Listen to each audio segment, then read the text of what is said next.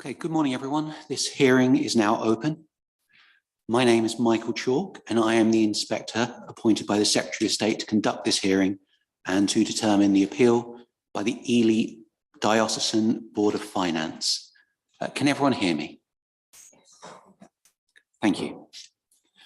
Today's hearing results from the decision of East Cambridgeshire District Council to refuse planning permission for a proposal dated the 13th of May 2020 that was described as the conversion and extension of existing buildings to form one dwelling and construction of 4 new dwellings at land to the north of the Rectory, Main Street, Little Downham. Can I please ask that you make sure any mobile phones or other devices are either set to silent or turned off, please. Now, we've had today's planned fire drill, and I don't think we'll miss it if it goes off again. If it does, I'll ask the council to direct us to the safest way to exit the building. Today's hearing is to be a structured discussion, which I will lead based on an agenda which I have circulated. If anyone hasn't had sight of the agenda, please let me know and I'll run through it for you.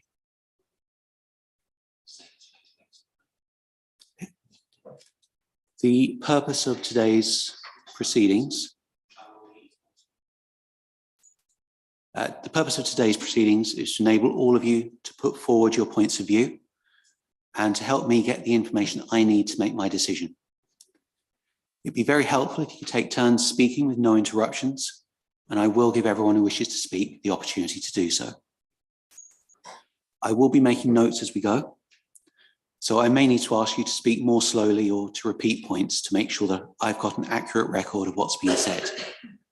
I may also need to take a few moments to catch up at times, so please bear with me if that happens.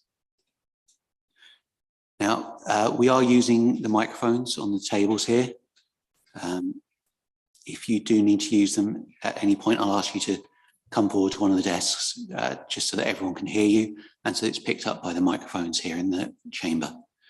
If you do need to use them and you're not familiar with them, you press the button with the face on it before you start speaking, and then press it again to turn it off when you're finished. Before we begin the discussions, there are a few formalities that I need to complete. Firstly, could I take the names of everyone who wishes to speak, how they wish to be addressed, and their interest in the case, beginning first with the appellant, please. Good morning. My name is Robert Wickham, W-I-C-K-H-A-M,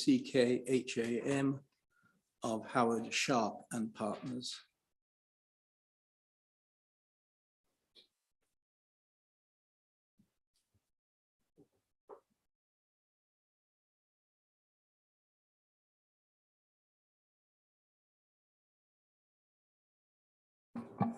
Morning, my name's Alex Dalton, also of Howard Sharp and Partners.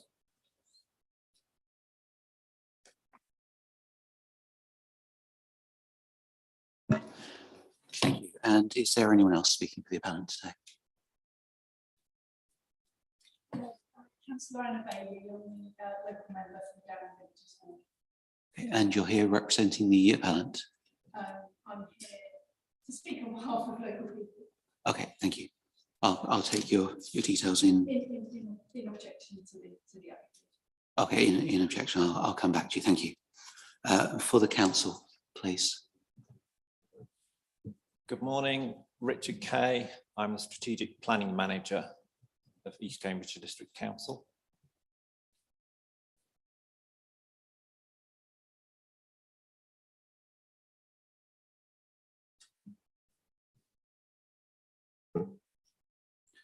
Could I just confirm the spelling of your surname, please? Sure, it's K-A-Y. Thank you. No E on the end. Morning, I'm Dan Smith. I'm planning team leader at East Cambs District Council, and I was the case officer for the application.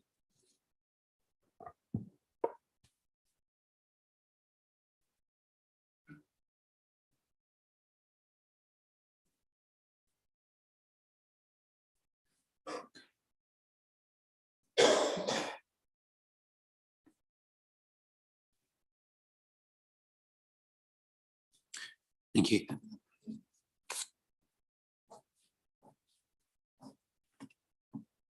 And so it was Councillor Anna Bailey. Thank you.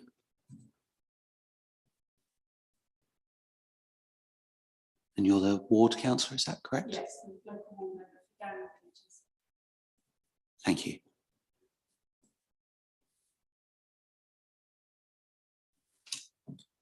And is there anyone else wishing to speak, please?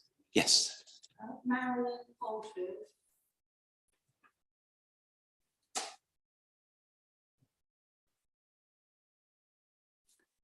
And your interest in the case? I'm chairman of the Downham FB's charity.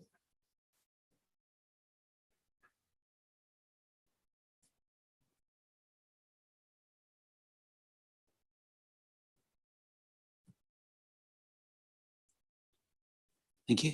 And does anyone else wish to speak?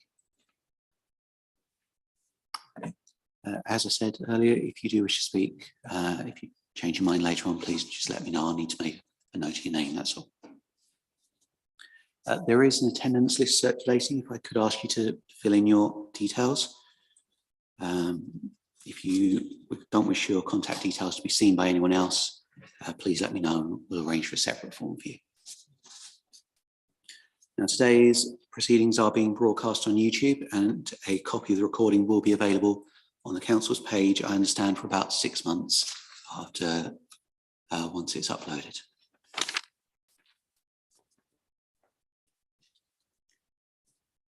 Now, I've received a copy of both the council's letter of notification for the appeal as well as that for this hearing. Thank you.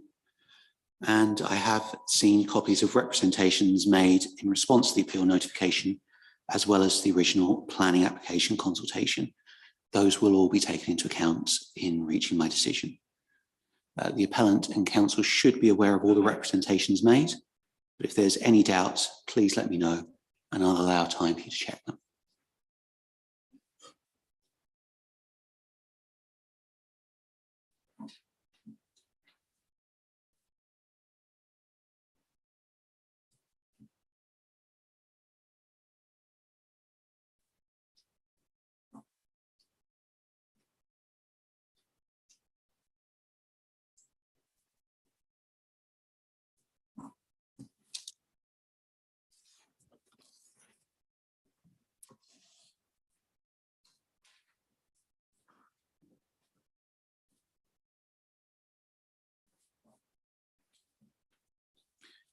I have already been to see the appeal site from Main Street and School Lane, as well as the surrounding area generally. So I have a general awareness of the site and its surroundings. I will be making a full site inspection later, and for that I will need to be accompanied by a representative from the appellant and from the council. If anyone else wishes to attend, they may do so, but they will need the appellant's permission to go onto the appeal site itself. At this stage, my intention is to close the hearing before the site visit to ensure that everyone can participate in discussions, and because conducting and recording discussions on site can be very difficult. The site visit would therefore just be to enable me to see the site and its surroundings. I won't be able to listen to any comments on site, although you may wish to point out physical features for me to take note of. Given the time of year, we'll take a view as proceedings go, whether it be better to carry out the site visit earlier in the day, in which case I will just adjourn the hearing here and resume it once we return. Again, I won't be able to hear any discussions on site. We will need to have a discussion about what conditions might be appropriate if I were to allow the appeal. That is standard procedure, and it does not indicate that I've made up my mind on the appeal, nor do the discussions affect the council's position in relation to the appeal proposal. That discussion will take place before I close the hearing. Now, I've received a list of 27 conditions from the council. Is that the most up-to-date list? Thank you. And has the appellant seen that list? Thank you.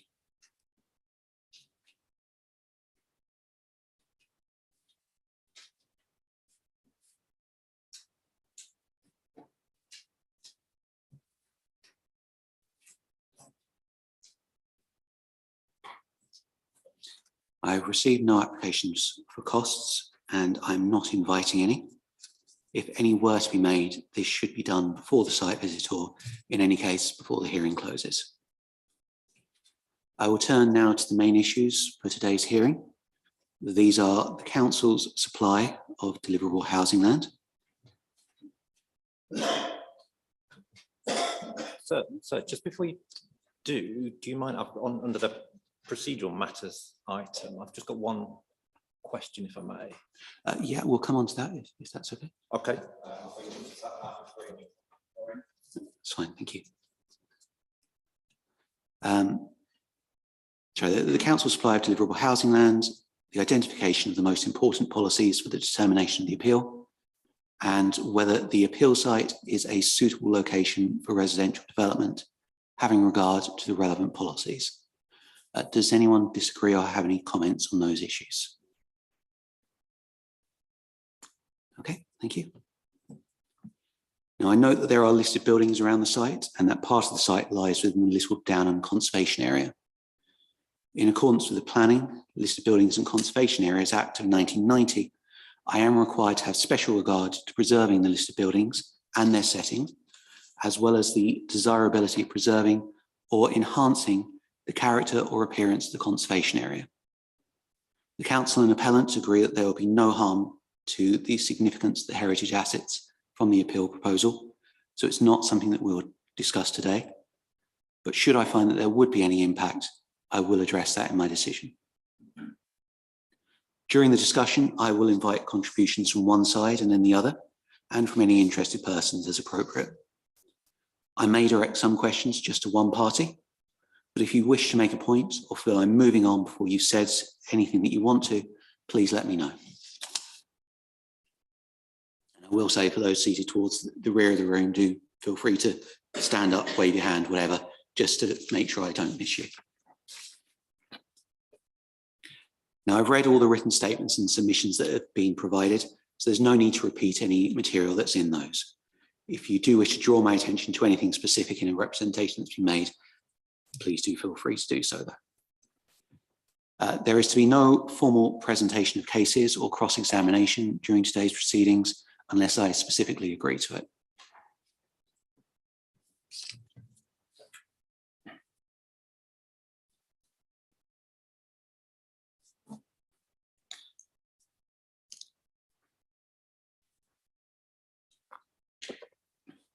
Now, all documents and evidence that the parties intend to rely on should already have been submitted, and I'm not inviting any further submissions of evidence. But if anyone does have anything that they wish to submit, please tell me now. Okay, thank you.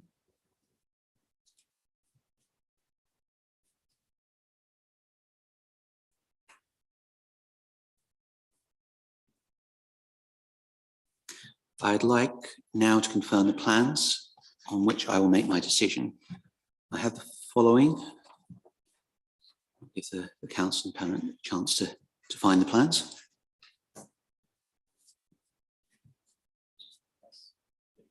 Okay, here's the plans, thank you. So I have a tree survey and arboricultural impact assessment. That's revision A, dated 15th of April 2020. Plan reference 8015D AIA. That's a tree survey and method statement. Yes. Thank you. And long list of plans, all beginning 1788-6. So the plans with no revisions are 03, 10 and 18. Thank you. And the plans with revision A, excuse me, 01, 02 and 04. Yes. Yeah, thank you. 05, 06 and 07. Yes. Thank you. 08, 09 and 11. Yes. Yeah. Thank you. 12, 13 and 14.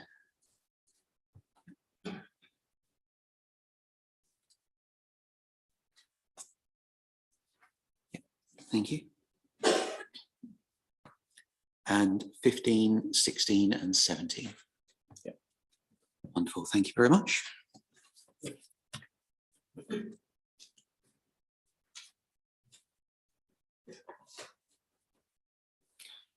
And are there any other plans that I should consider in determining this appeal? No? No. Thank you.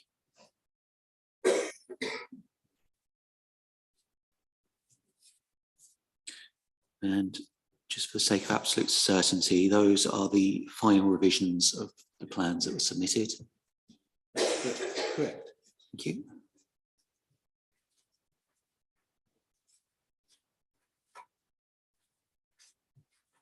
And those were consulted on by the council. They were, yes. Thank you.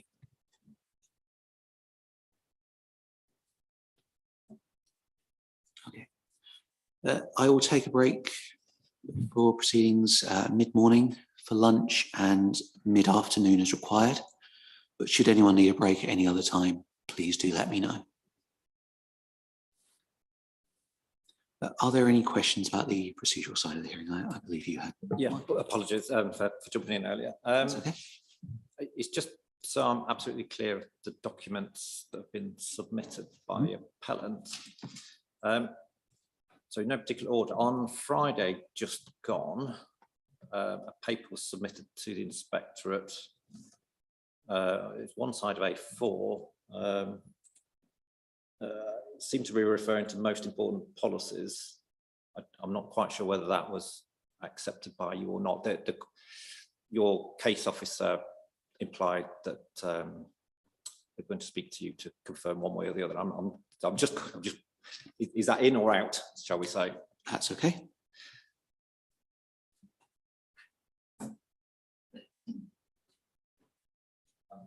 To do my second query, I've got two queries. So that was my first one. That's that one side of A4 that was submitted on, I think it was Friday. The appellant submitted the original, their original statement of case probably a year ago now, when the original appeal was submitted, but then sent an updated statement of case in September, I believe. It's just confirmation that the appellant is relying on both, so that the second one didn't, in effect, supersede the first. That basically both are in front of you, and in effect both are in front of ourselves. If those two queries could be clarified, that'd be helpful. Of course.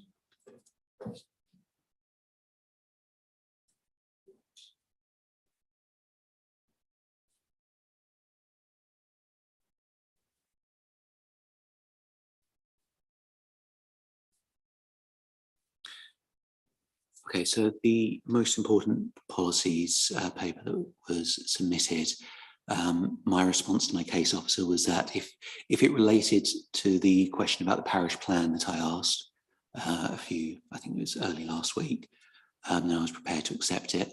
But if it was relating to the policies in the development plan, then that was a matter for discussion here today. So I wasn't going to be accepting further written submissions on that.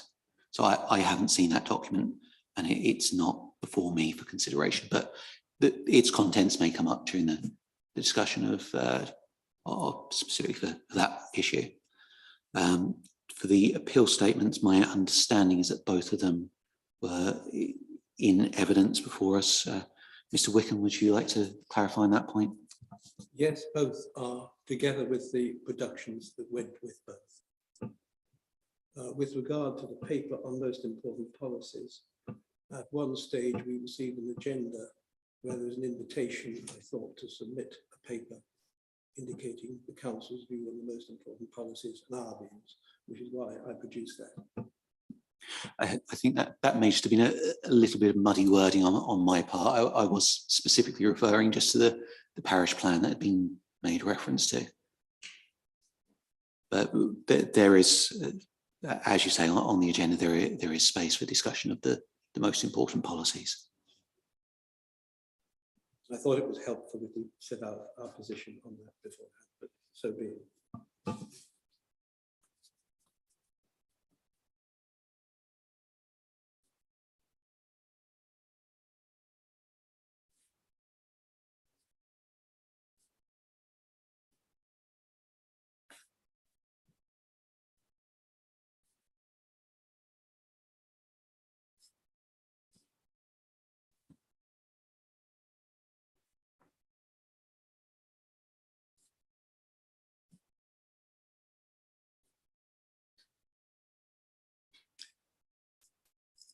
Okay.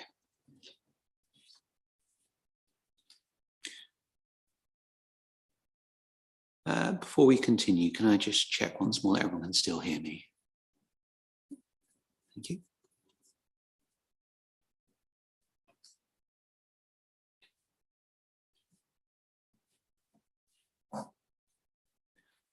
We'll then begin with the first main issue, which is the matter of the council's housing land supply.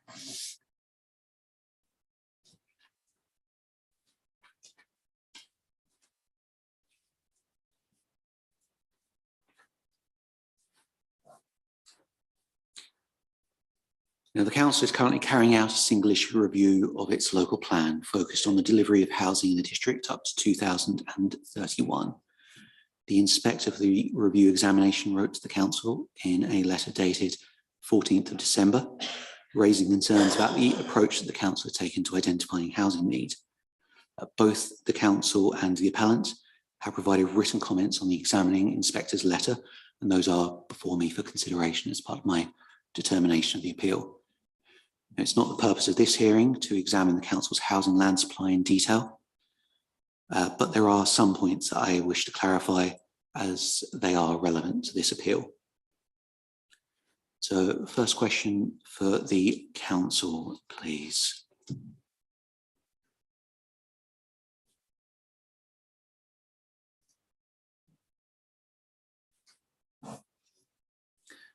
The council's 5-year land supply report published last August concluded that there is more than 7-year supply of deliverable housing land available. Can I ask, has the council revised those calculations following the examining inspector's letter?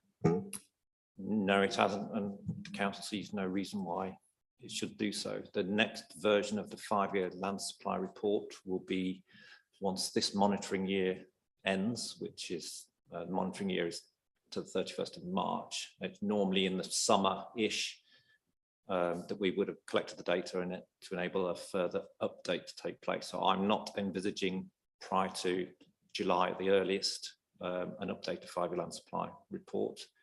And I don't see any reason why the single issue review would affect that conclusion. That's still at I would suggest a relatively early stage in its examination stage, and there's a number of steps that will have to go to. And I don't see that concluding for several months yet, so I don't see that affecting the timetable for production of the next 5-year land supply report.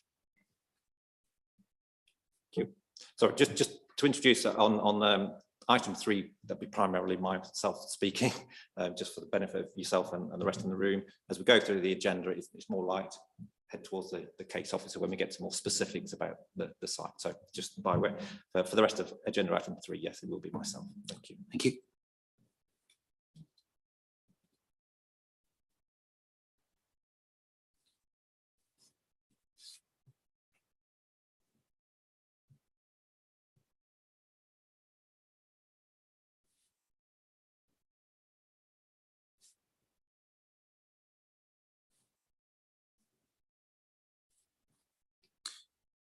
Now, the appellants suggest that based on unmet housing need and the council's revised housing target of 600 new homes per year, that the council actually has 4.73 years supply of housing land.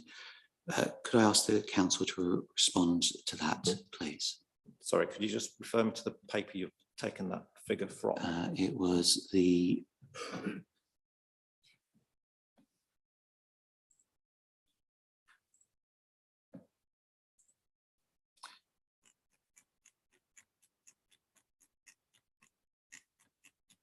sure I've got the correct one. Yes, it's the position paper relating to land supply as of January 2003. I think it was submitted about 2 weeks ago in response to the inspector's letter.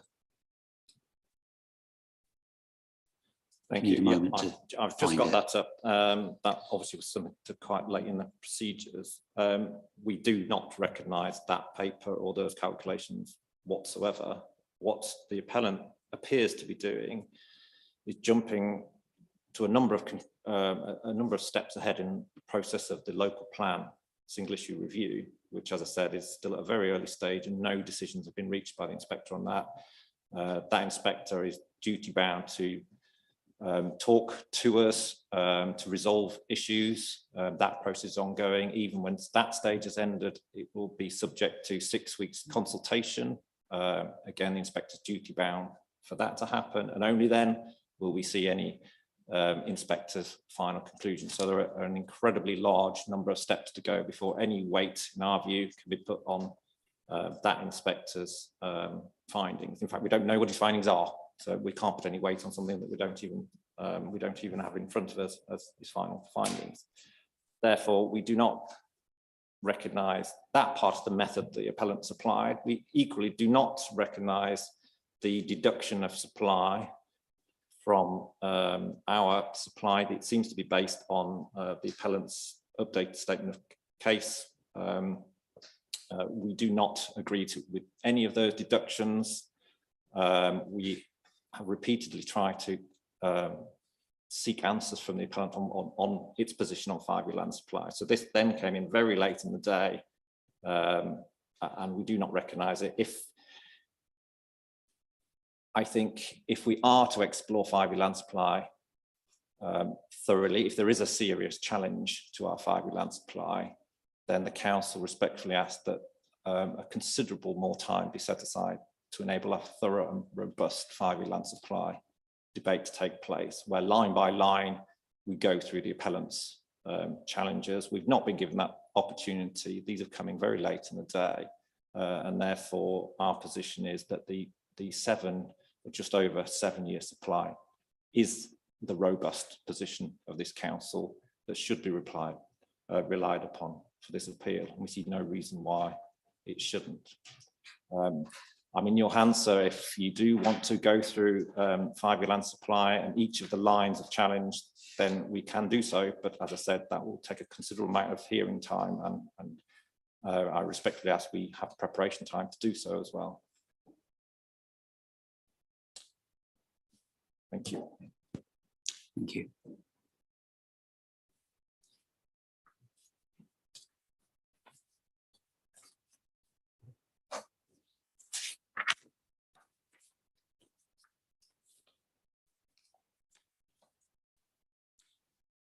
Do the appellants have any further comment on this point beyond what is in their written submissions and the position paper? Yes, I do. I totally reject the allegations made against us. Totally. It's a very serious matter. I asked to meet the council to discuss these things. I was refused a meeting. I have undertaken land supply studies throughout England and Wales for the last 40 years. I did the second land supply study many years ago after the Liverpool study in Kent. And the only thing I can agree with in what they said is that to do it properly, it requires meetings and going through line by line, jot by jot.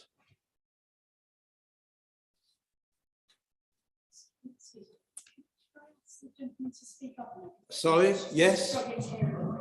Right. Thank you. I will speak up. Can you hear me now? Yes, we can. If you can't hear me, put your hand up. But I don't like to shout. Thank you. Thank you. Would anyone like Mr. Wickham to repeat? Would you like me to repeat what I said? I think we've got it so far, but it Right. was just struggling. Fine, thank you. Thank you. Thank you. Yes, now, so there's no doubt about this, and I know, sir, you don't want more submissions, but I didn't know whether there was going to be a recording today, so I have prepared speaking notes, which I will try not to, and they're very short, but I wanted to have a record of precisely what was said, because part of my life is spent in dealing with judicial reviews.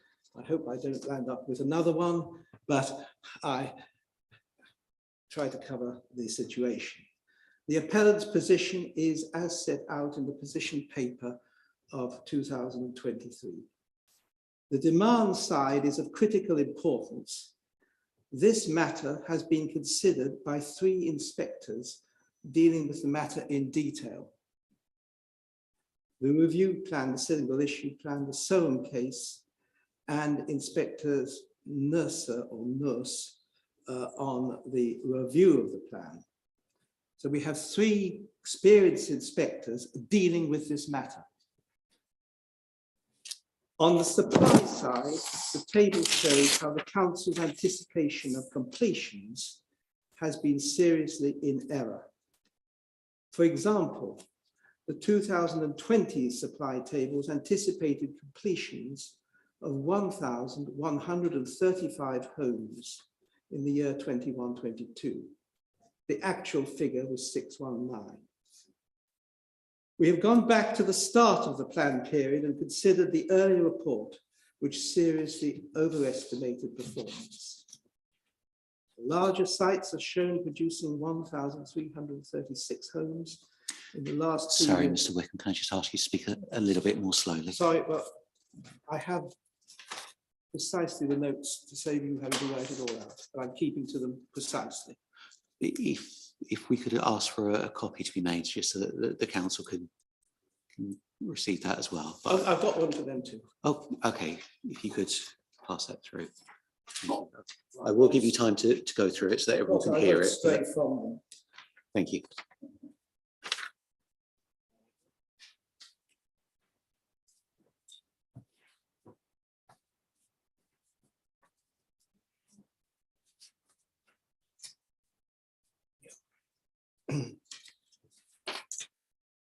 Sorry, if you want I've to. even got a note for. Oh, that's very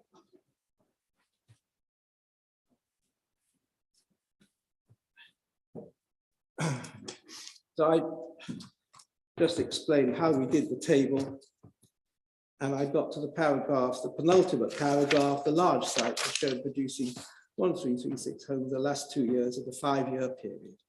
We've discounted 50% of the year 5, giving a discount of 310 and 110 in year 4. A check on a more detailed site-by-site analysis indicates a similar figure, that is 420.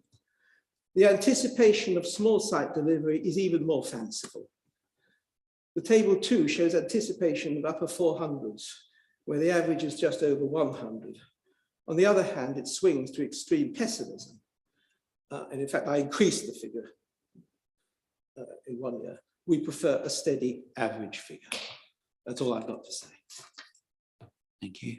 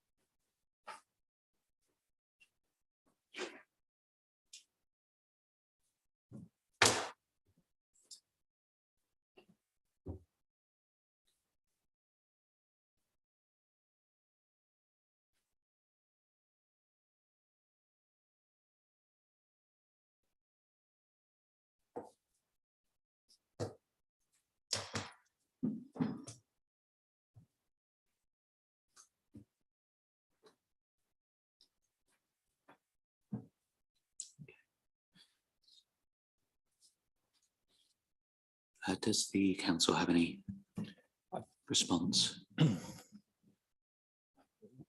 We've attempted to ask, well, we have asked this question a number of times, but it would be extremely helpful on a very clear yes, no basis, whether the appellant could confirm, can the council demonstrate a 5-year supply of housing, of deliverable housing? Yes or no? Because I still don't actually know the answer to that question. It is of critical importance because if the answer is no, and you, sir, reach the same conclusion, then the tilt of balance will come into play. I still don't know what the appellant's position is. Mr. Wickham, for the sake of clarity, would you care to respond to the council's question? I have repeatedly said it is not a simple binary choice, because the clear evidence is that one must take account of what has not happened, the undersupply in the past. That is the clear import of 3 inspectors' reports on this matter. Boniface, Mr. Boniface, and Inspector Lewis is moving that way, and also the inspector on the review of the plan. We say there is not a 5-year supply to meet the requirements of the planning policy guidance note.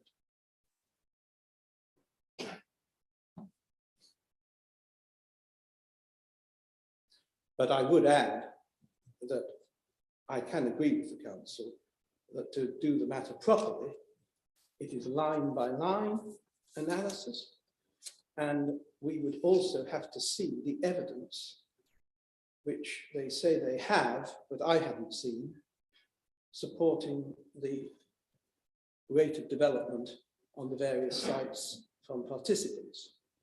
That I would suggest some hesitation is not the duty of perhaps or appropriate for this hearing, because it's a long process which really needs meetings and so on. I can agree without hesitation. It is not the appropriate for this hearing to go through that, but I do take your point that this is a matter in dispute. Mr. Kay. I'm still not sure I got whether we got a yes, we can demonstrate it, or no, we can't. The appellant started with, this is not a binary choice, and unfortunately that is a misinterpretation of national policy and case law, that it is a binary choice. We either do or we don't. We either have a 5-year land supply or we don't. It's not a judgment based thing in terms of, well, you're close or you're not close or whatever. Either a decision has to be based on, we either have 5-year land supply or we do not. It is a binary choice. Halfway through his explanation, we then got to, there is not a 5-year land supply, quote unquote, and then later on there was a kind of qualification to that maybe on a mathematical basis we do. So I'm still not clear. I don't know if you are, sir, and apologies if it's my lack of understanding here, but I'm still not sure we have a straight answer, yes or no. Either yes, the council can demonstrate a 5-year land supply, or no, the council cannot demonstrate a 5-year land supply, in a very binary way. It'd be really helpful to me to understand, because if the appellant's position is no, we cannot, then that does trigger, in my view, the need for a very extensive line-by-line discussion of the appellant's position, because there is no way you, sir, could make that judgment without hearing both sides of the argument in a very detailed way, I'm afraid. So that's the council's position. As I say, if the appellant is able to say on a mathematical basis, yes, we can demonstrate a 5-year land supply, then we can close this down and we can move on quite quickly. But I'm still not sure we're at that position of understanding yet. Well, that I'm not anyway. Forgive me if I'm the one that's mistaken. Thank you.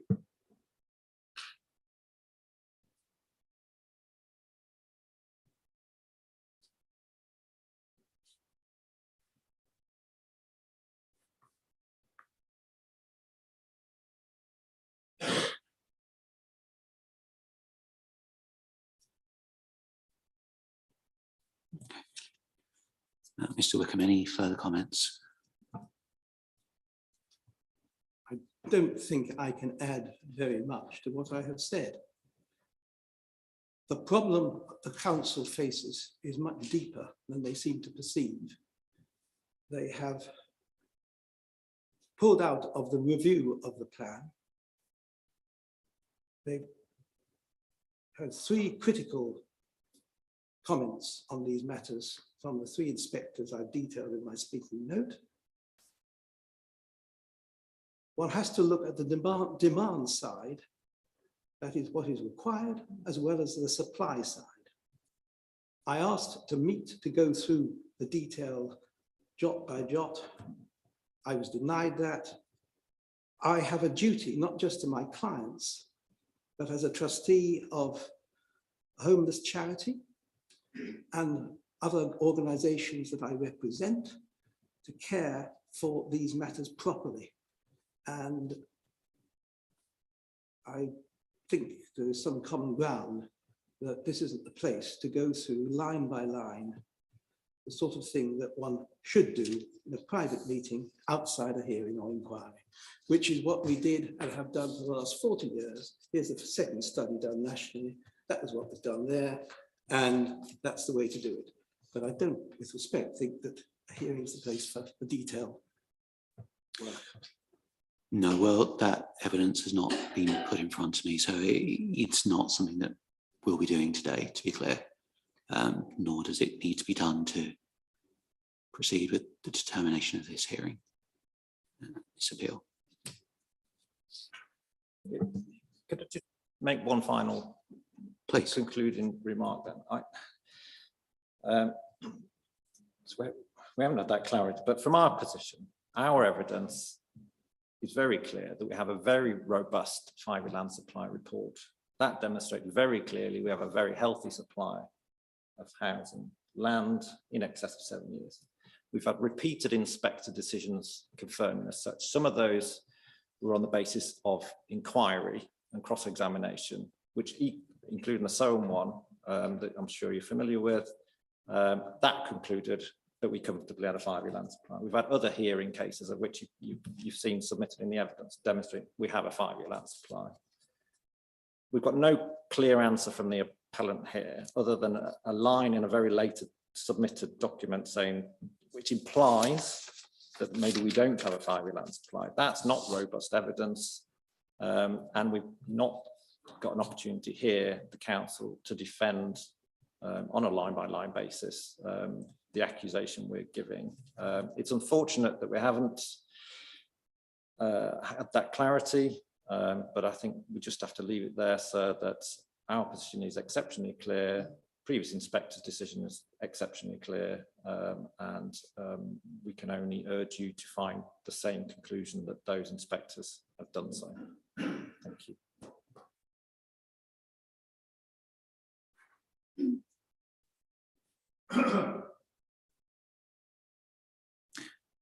Thank you.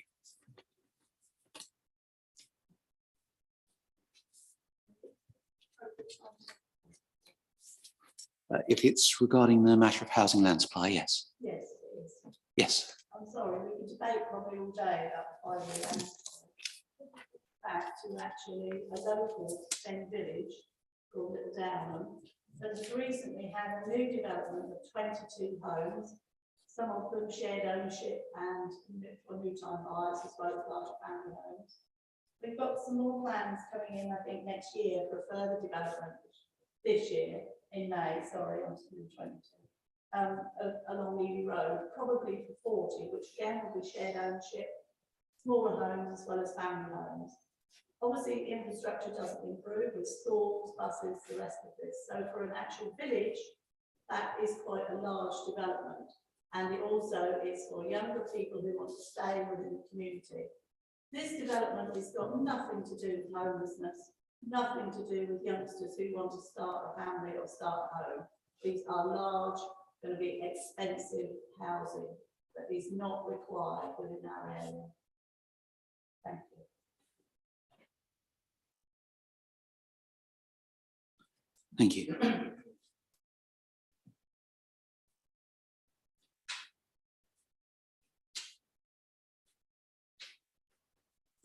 Can I just clarify one point? You referred to the expected new development of around 40 homes.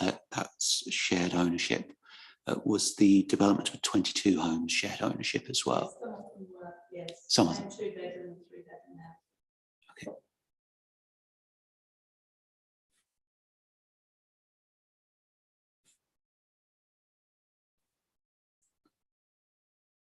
And is that the same for the larger developments? Some of those will be shared ownership, or will they all be? As far as I'm aware, obviously it hasn't gone through, but Okay. it's planned for May this year.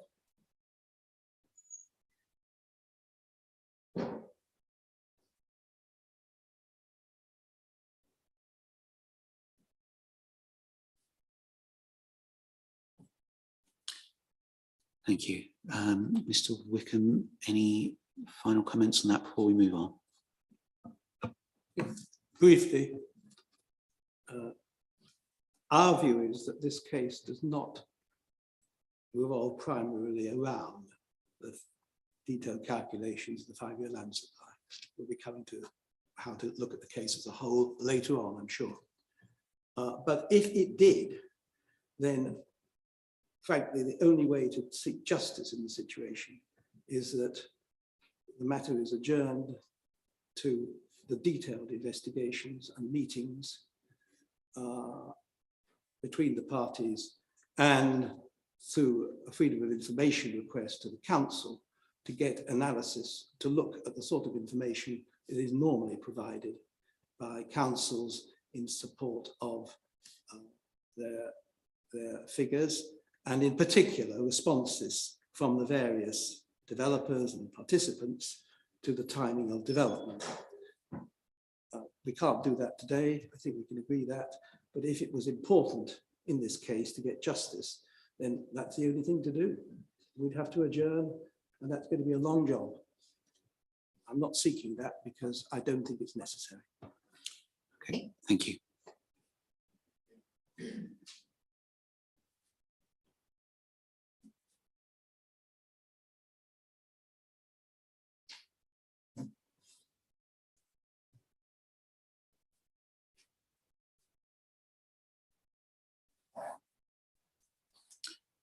Right, we'll move on then to the discussion of the most important policies.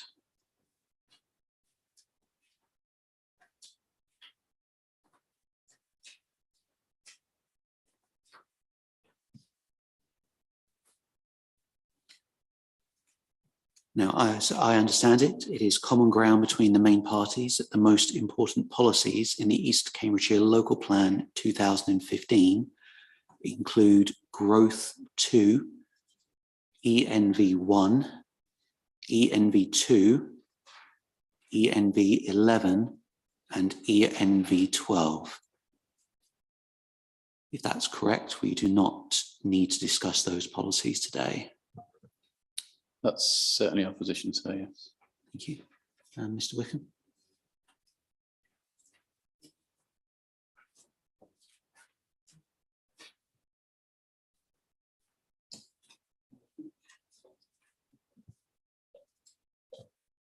Well, the status of Growth 1 is something we need to have an eye on, I think. Other policies I Okay. have open for discussion, but those 5, they seem to be agreed between the Yeah, two sides. yes, it's fine. Thank you.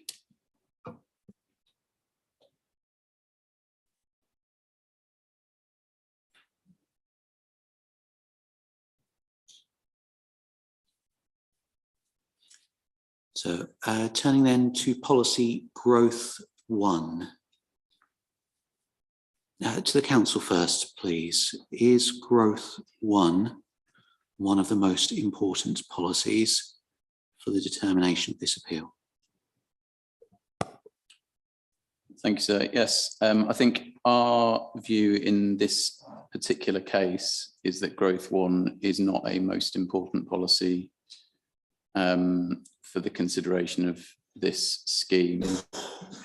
We accept that in other appeals, for example, the Soham and the Downham decisions that you'll be aware of already, inspectors found that Growth 1 was the most important policy, and I think in both of those cases the council agreed that. However, these were schemes for up to 175 dwellings in one case and 70 dwellings in the other, where the number of dwellings could have made a meaningful contribution to the council meeting its housing targets. The present scheme in this appeal is obviously 5 dwellings, and I think our view in this case is that that level of development wouldn't meaningfully move the needle one way or the other as far as the housing targets. And I think on balance in this case, we don't consider it a most important policy for the determination of the appeal. Just to help you on that, so paragraph 4.39 to 4.41 summarises that in our statement of case, just so you've got a reference to that. 4.39 to 4.41. Yeah, those 3 paragraphs. Yeah, essentially summarise what my colleague has just said. Thank you. Same question to the appellant, please. I think growth one is part of the group of policies that is most important. And it's certainly been referred to in other appeals. Every house is important. 5 houses is important, particularly given the backlog in this district. And the statement in my original, or my second statement, I referred to the chairman's introduction to the review plan, where he talked of the needs of the local community and how they were being shortchanged. So I think every small development is important.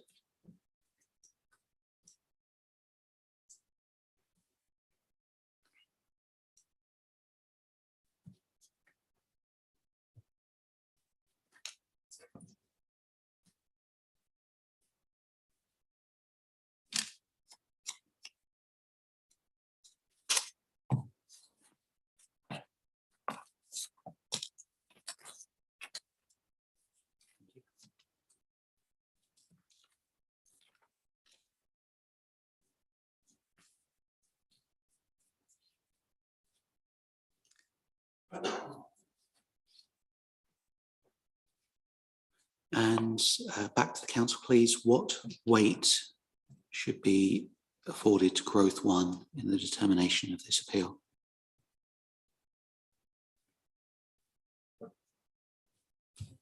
Thank you, sir. Our view on that is that we would afford very little weight to growth one.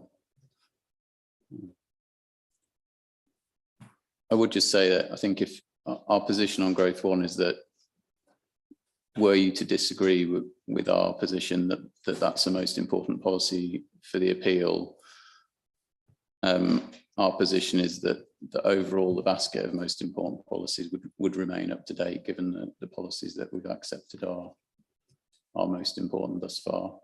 So I don't think that's critical to that consideration of the most important policies. But to answer your question directly, I don't think we would give it significant weight. Thank you. And the appellant, please. I've already made it clear that we think growth one is important. Every small development is important. And it is a very important policy, particularly in the context of Mr. Lewis's comments about the overall requirements throughout the plan period. And that debate, 11,500 dwellings in East Cambridgeshire overall. So it's a relevant policy, going back to the things we were talking about land supply, because for the reasons in his original letter and the reference to the PPG, we have to look at the basis of the plan in the early years, the first 10 years, and how that was based. And that was based on that 11,500. So it is a very important policy. It ties in with the other issues. And also, if you go on to look at the subsequent paragraphs leading up to growth two, but moving forward from growth one to growth two, it refers to the role of villages. So growth one and growth two run together. Thank you.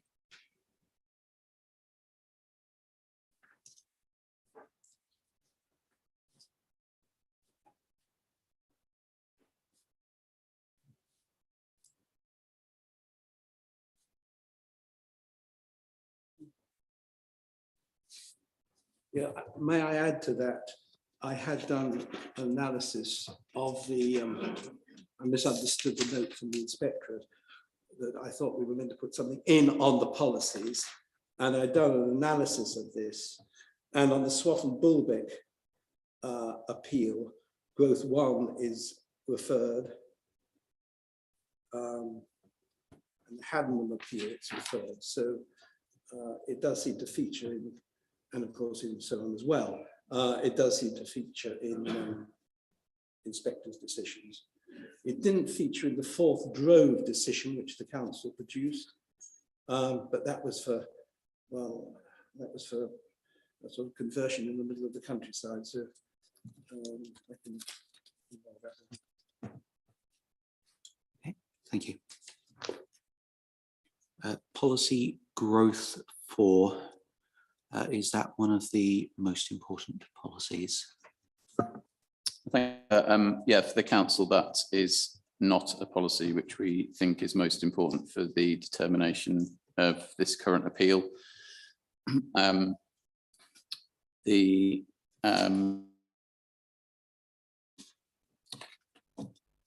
This current appeal site is on an unallocated site at the edge of a village. The village has no indicative areas for housing growth outside the development envelope, which would be relevant under growth 4. And in our view, it's basically an allocations policy, and it's not a most important policy in the determination of the appeal, and that is a view which is very consistent with the recent appeal that was determined in a nearby settlement, Haddenham, which I'm sure you've got.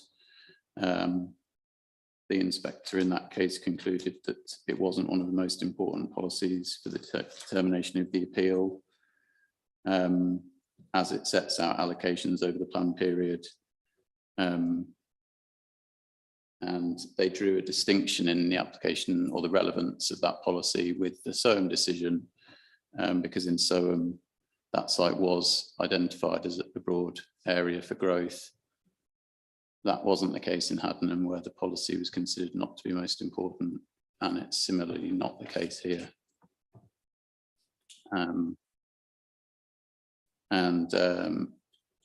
Yeah, if you want to find that in our statement of case, you'll see that in paragraphs 4.42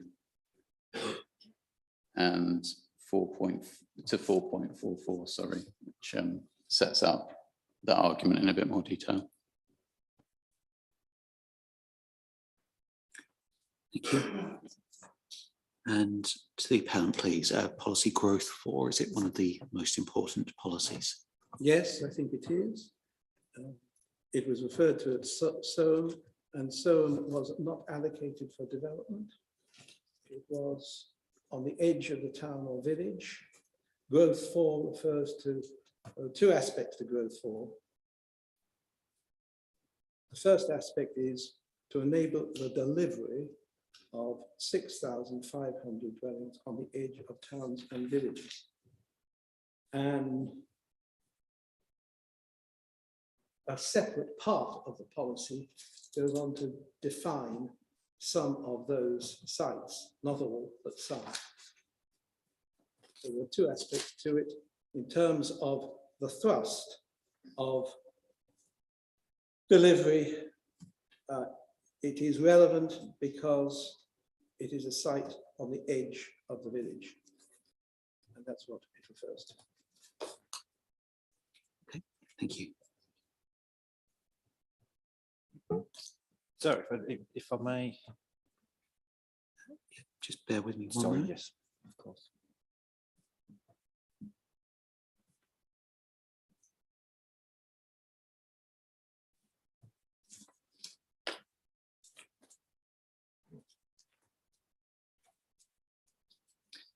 Just about the time proceedings, my hand starts to cramp up. Yes, go ahead. Dr. Wickham there just referred to the Soham appeal decision.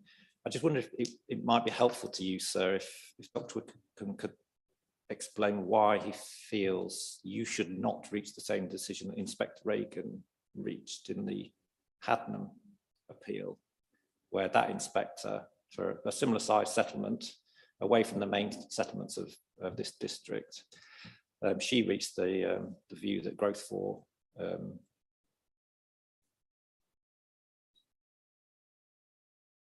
is not a most important policy. So I'm just wondering if Dr. Wickham was able to explain why he feels that you should reach a different decision than she did. Is that the Hadnam decision? That was the Hadnam one, sorry, yes.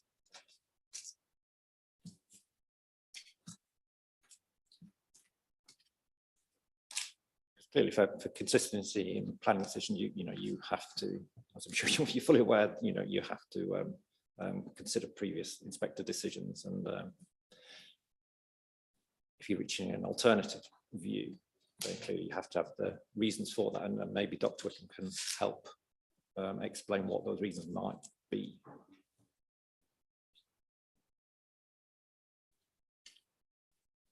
Are you familiar with the Hadnam decision? To some extent, yes. Oh, yes, we've been around all the sites that they quoted.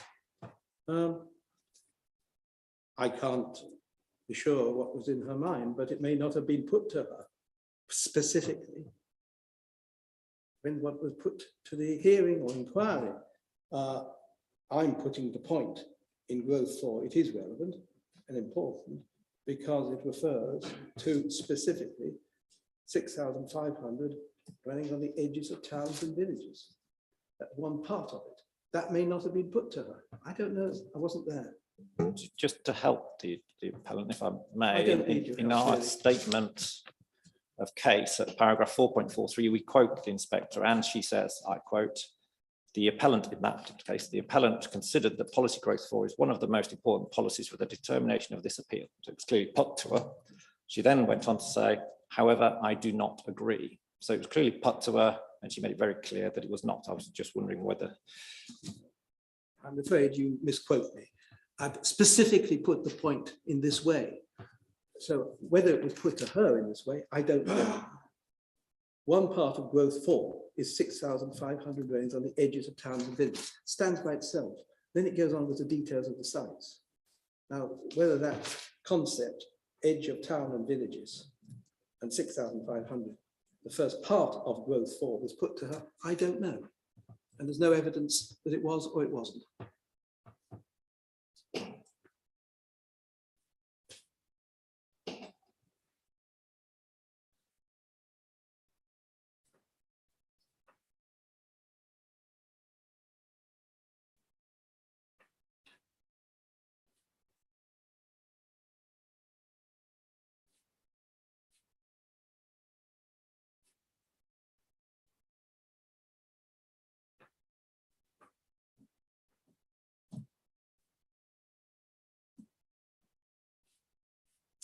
Okay, thank you.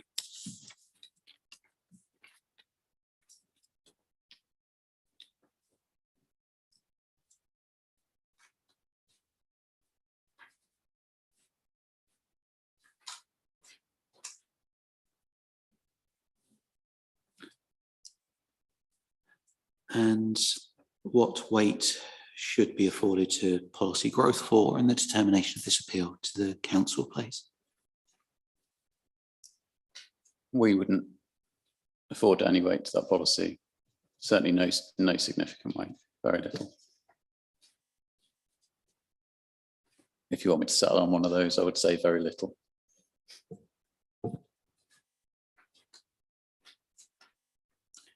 Thank you.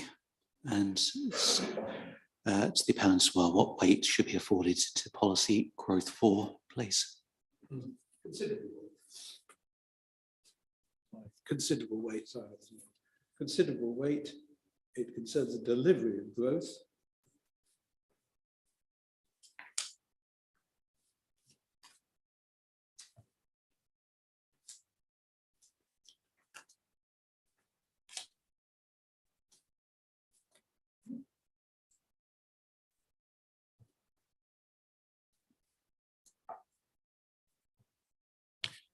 Okay, thank you.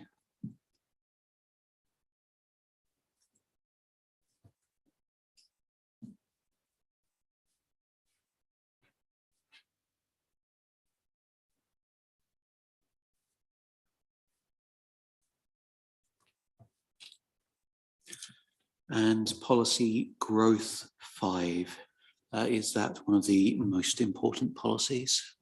To the council again first, please. Thank you, sir. No, in the council's view, policy growth 5 is not a most important policy. It is a kind of catch-all policy, which includes elements of the kind of golden thread from the MPPF, section 38(6) requirements for determining planning applications. And the council's view would be that while the principles within it set out the general approach to the handling of planning applications, we're not persuaded that it's one of the most important policies for the determination of this appeal.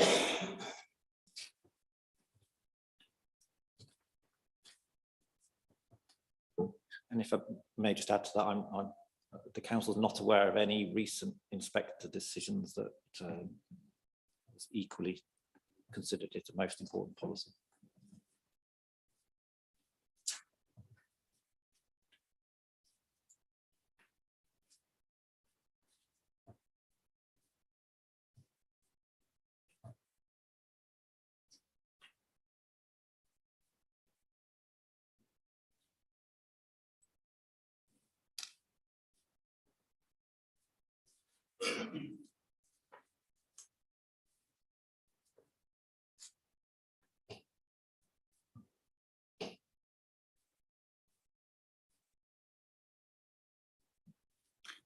Thank you. Same question to the appellant, please. Is policy growth 5 a most important policy? Yes, sustainable development, consistent with the NPPF, consistent with that section of the NPPF dealing with vitality and growth in villages. It is consistent with national policy and most important.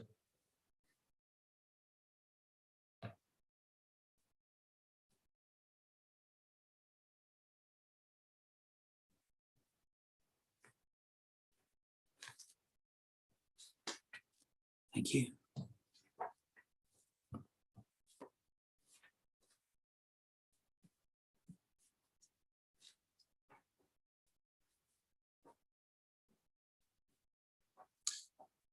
And what weight should be afforded to policy growth 5 in the determination of this appeal, please? To the council again.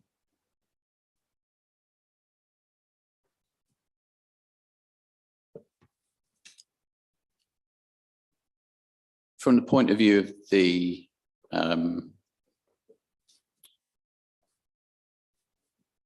consistency with the MPPF and the sense that it sets out how decision makers should reach decisions, I think I would give it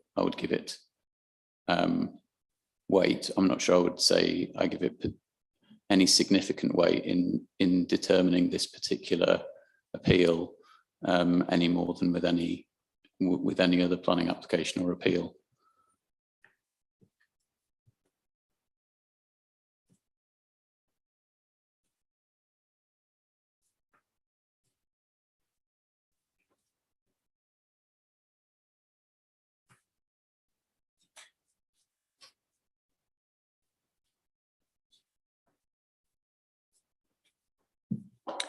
Okay, thank you. And to the appellant, please, what weight should be given to policy growth 5? I think significant weight. I can understand the council's answer because they didn't consider the application in the right way legally. Didn't look at the proper basket of policies in accordance with Lindblom's judgment. And in particular, it's relevant in the context of the NPPF and I've got it in front of me now, thank you, Alex, paragraph 79, to promote sustainable development in rural areas, maintain the vitality of rural communities, identify opportunities for villages to grow and thrive. Thank you. Thank you.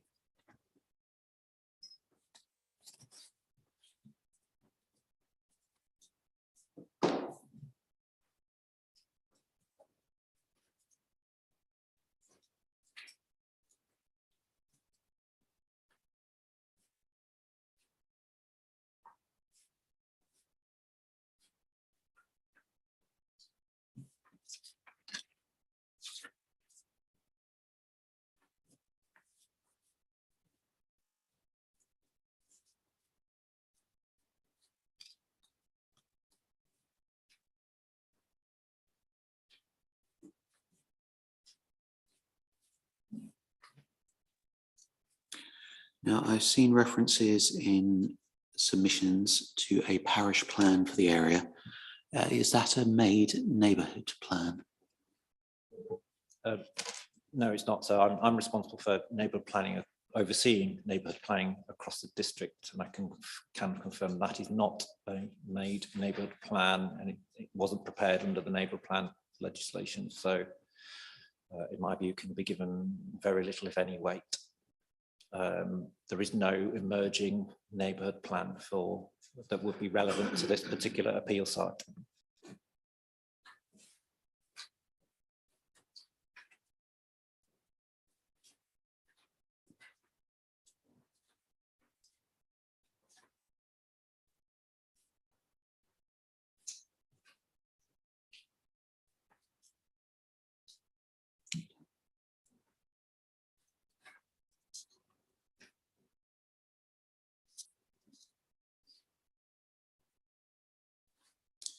Was it considered at all in the determination of the application? No, it wasn't considered anyway. Thank you.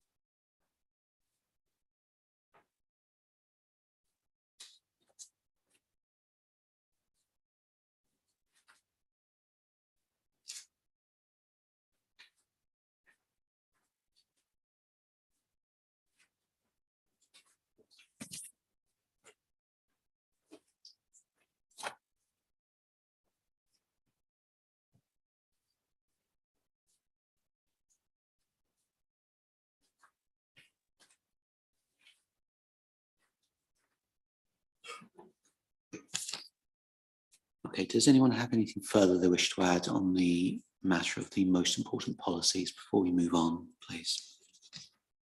Could I clarify, so are we, or do you need to hear from us whether we consider those most important policies, that clearly 3 of them are disputed, 5 of them are agreed, are up to date or not, and consequently whether the basket of policies, most important policies, is up to date or not for the purpose of paragraph 11 in the NPPF. The council position as it's set out in its statement Will be is clear. coming You're on to coming to that those, point. yeah. Okay, Yep. thank you. I do want to address specifically the matter of location before we get into a discussion of the planning balance. Thank you. Mr. Wickham, anything further you wanted to say? Thank you.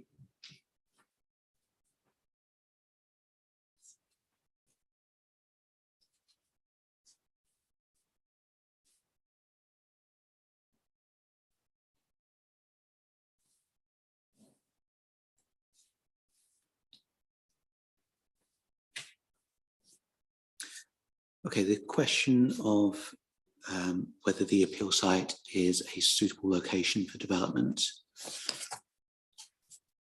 Now, this is principally focused around policy growth 2, but we will also be discussing policy growth 4, and we'll have a discussion about the basket of policies and the question of the planning balance as well.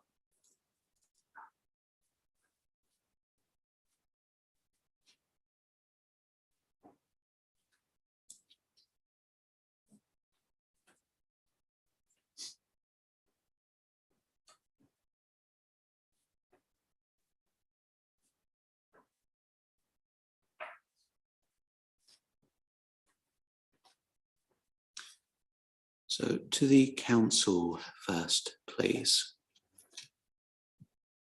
Would there be harm arising from the appeal sites being mostly outside of the development envelope of Little Downham? And if there would, what harm would result, please?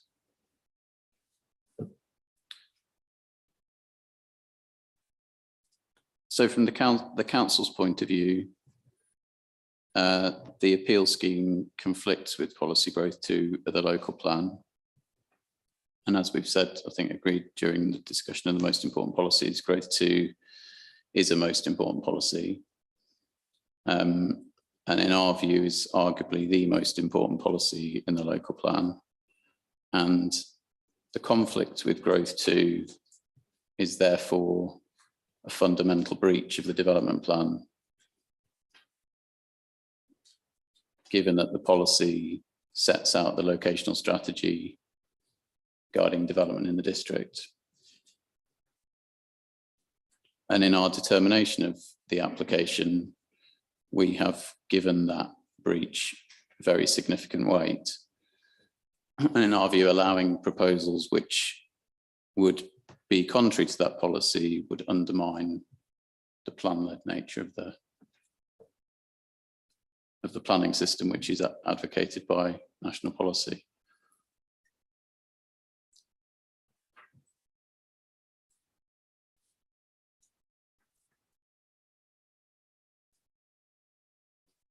And as we set out in our, forgive me, sir, would you like me to give you a second to catch up? Of course. And as we set out in our statement of case at some length, in the event that the development is, as we say, it is contrary to the development plan, the section 38.6 test is paramount, and the decision maker needs to consider whether or not any material considerations outweigh the conflict with it. And in our view, given that the policy goes to the heart of the spatial strategy of the local plan, and given that we give that very significant weight, in our view, there aren't any material considerations of such weight or importance that would indicate we should determine the application differently.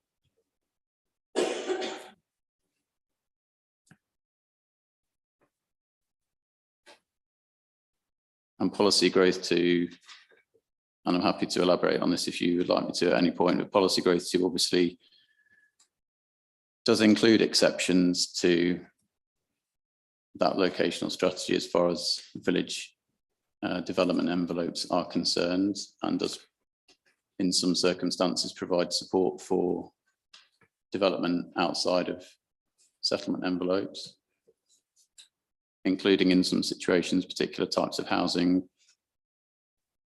but this scheme is not one of those types of housing. And so obviously in considering whether the site is suitable for residential development, our view is that that question needs to be specifically in regard to market housing, for which there's no exception within the policy.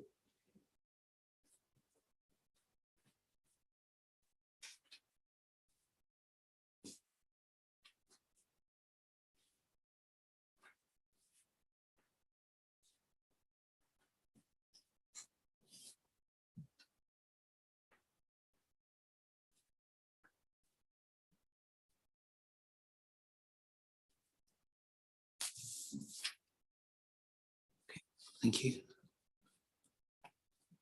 To the appellant, please, would there be harm arising from the appeal site being mostly outside of the development envelope of Little Downham? And if so, what harm would result? No harm at all. And the test of that is that, as you will see from the papers, we were encouraged to make an application, and the report to committee from the planning officer indicated no harm to environmental interests, conservation interests, or similar. Stop. The council is totally ignoring, misinterpreting deliberately, I think,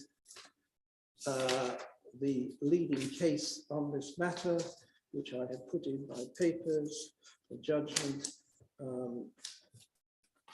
in Corbett and Cornwall Council, and the famous words from Justice Sullivan, which were endorsed by Lord Lindblom, that I'm paraphrasing there here, that there's always a chance that there will be a transgression of a part of a policy, or one policy. But one has to look at the group of policies as a whole. And the main thrust of growth 2 is to put development into the market towns and the villages, the larger villages. The main thrust of it is not concerned with just the boundary line. A boundary line that is now out of date for a variety of reasons. And it's also out of date because there's been some further infilling on one side of the site since the plan was conceived. And growth 2 refers very clearly to the most significant service villages. Limited development take place in villages which have a defined development envelope, helping to support local services, shops and community. So it's in line with the thrust of growth 2. We just have this boundary point, and the circumstances of the boundary have changed over the years.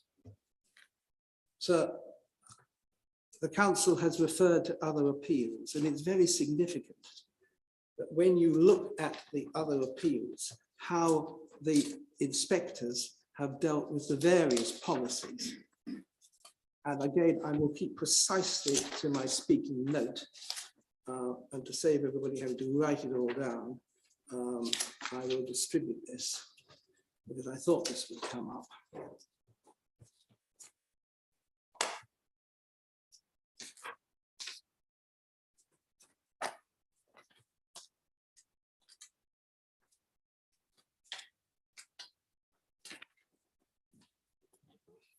So just while you're doing this, do you want to make a note? There's some speakers who would like to.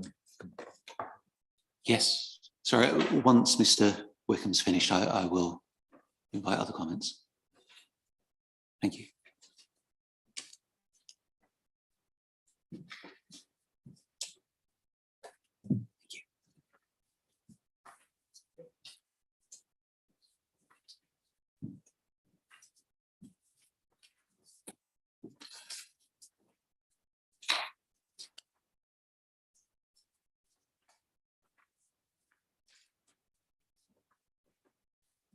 Being referenced, sorry, we've been referenced to to other appeals.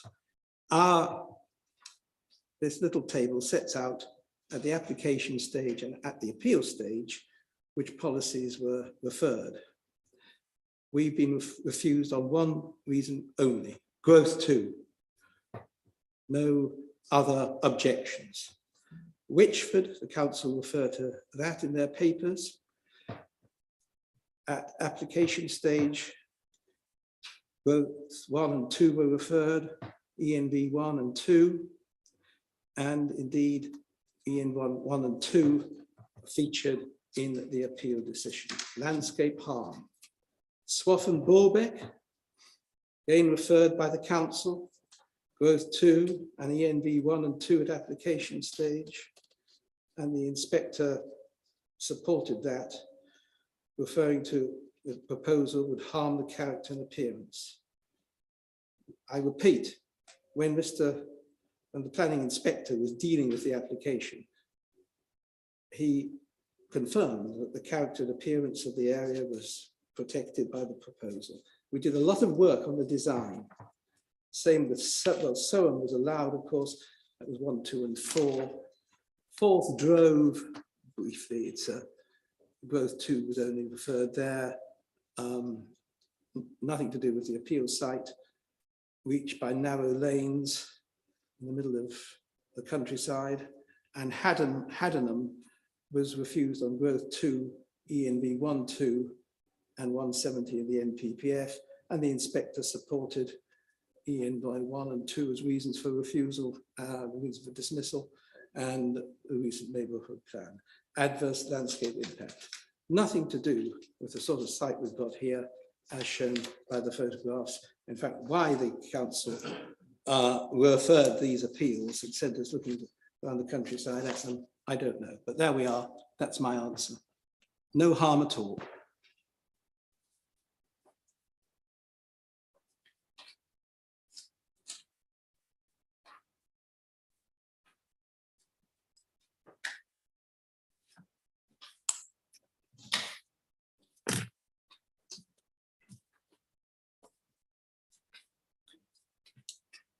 Thank you. So just on a procedural point, we've just been given some photographs and other things which I've not read. Has this been accepted by yourself then? Well, the list of appeal cases is what Mr. Wickham has just run through. If you want to take time to review those and make any comments, I'm happy So to take those later on. Sorry, I'm not. Photographs. What are they? Mr. Wickham, could you explain the photographs? Of the appeal sites, of the appeal sites, one at Haddenham and the other, Witchford, I think it is, from the road adjoining the site. That's to explain why there are objections on those sites relating to landscape and environment and character and so forth. And the council referred us to those appeals, and we've taken the trouble of going to look at these sites. Okay, I do take your point. I'm happy to accept the table addressing those. The photographs, I won't be going to the other sites, so I won't be accepting those, I'm afraid. Thank you. Clarifying. Excuse me, sir, would you just mind me coming back on one or two elements in respect of the harm? Yes. Well, just to clarify, firstly, that the decision to refuse was made under delegated powers as opposed to being referred to committee, which I think Dr. Wickham referred to. He also said we concluded there was no visual harm. The report says that there was no significant harm. And I think that is a distinction that, you know, we drew in the report and we note now. And I did say that as far as the type of development that's supported outside of settlement envelopes is concerned, that we feel that's an important point to note, which is that on sites which are well located to settlements but outside the development boundary, there is support for certain types of housing development, and that is generally affordable exception sites, so 100% affordable housing sites, and community-led development. And within the policy itself, where those exceptions are to be considered, there is a requirement that they cause no significant adverse impact to the countryside, which I think is the point that's being made in respect of this scheme. But that requirement in respect of those other types of housing development is baked into that policy already. And I suppose, bluntly put, if we allow these sites, which are, in the council's view, on balance, acceptable in terms of their environmental impacts, to go for market housing, where will our rural exception sites come forward? Because these are effectively using up sites which would meet policy growth too.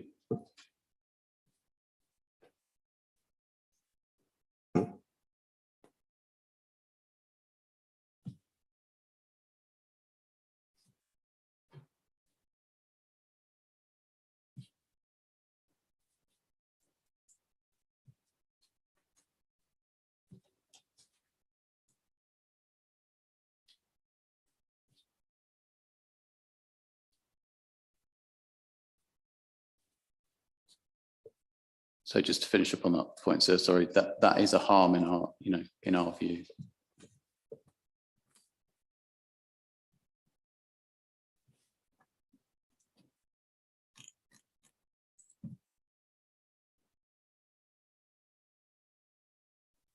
Thank you.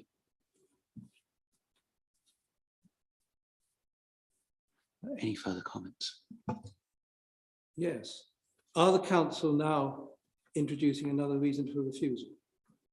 Are you seeking to do that? I hope not. No, we're not. Good. We were not asked to provide a rural exception site. There is no reason for refusal relating to density or mix or anything like that. It would be the easiest thing in the world for them to have asked us to vary it in one way or another. They didn't. And we spent a lot of money in getting the design right.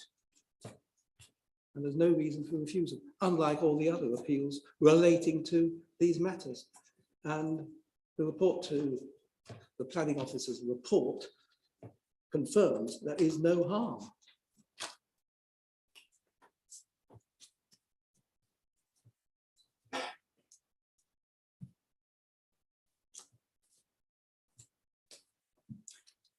Okay, thank you.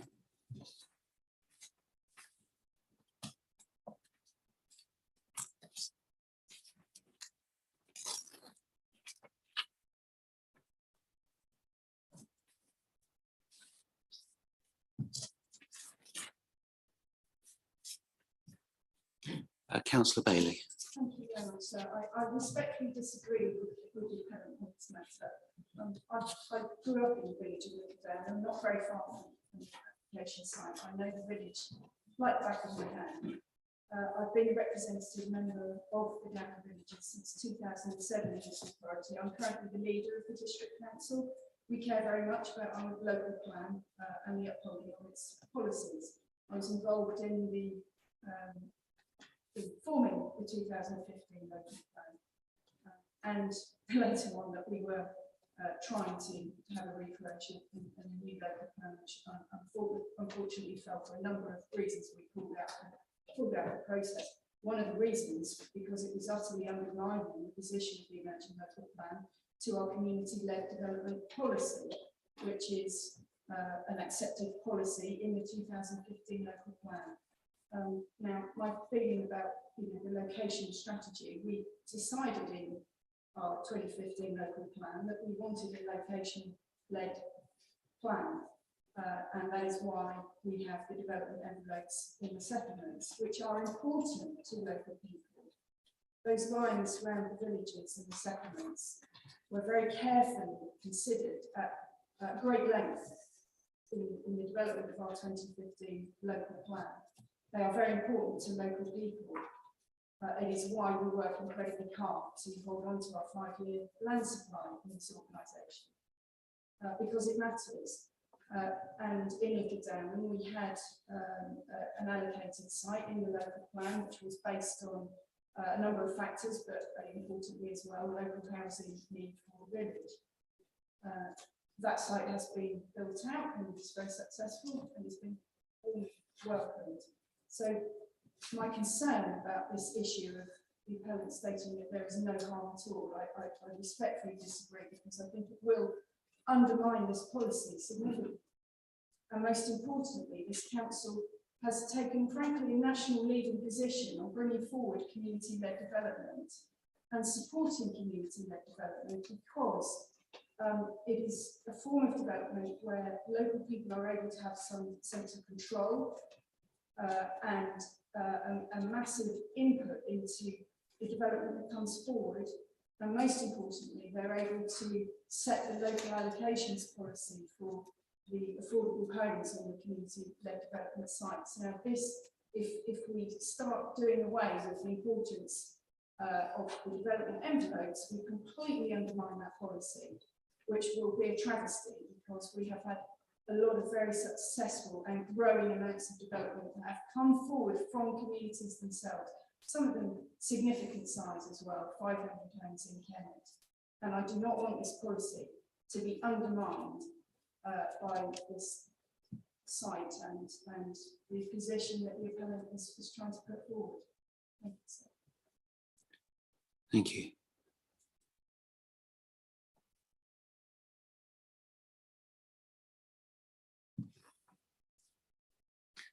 Yes.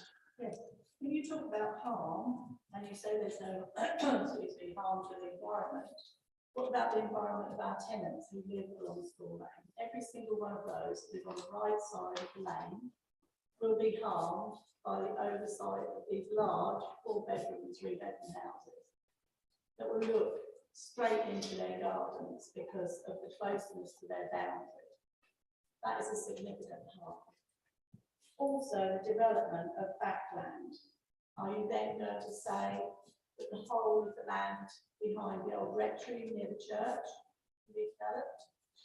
Where does this actually stop? And I was quite annoyed with Mr. Wickham really was saying that small communities are shortchanged, and so we need this kind of development. We are shortchanged. We want our youngsters to stay here and work and live. They're not going to be living and buying 4-bedroom houses. And this is an overdevelopment of the site. And although it's been turned down just on the local plan, and there are so many other factors involved, and they should, in the round, be considered when looking at this kind of development, because this is not what is going to improve it down. We've had the new 22 houses. We're going to have a bigger development of houses, and that will be enough. This will bring us nothing really.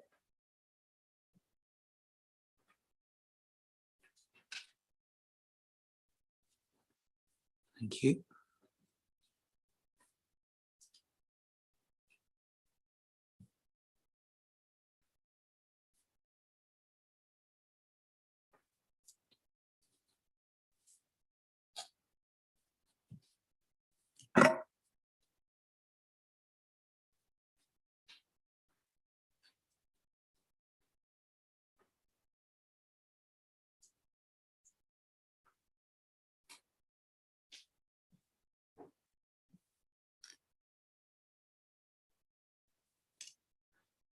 Mr. Wickham, excuse me, I should be asking you, would you prefer Dr. Wickham?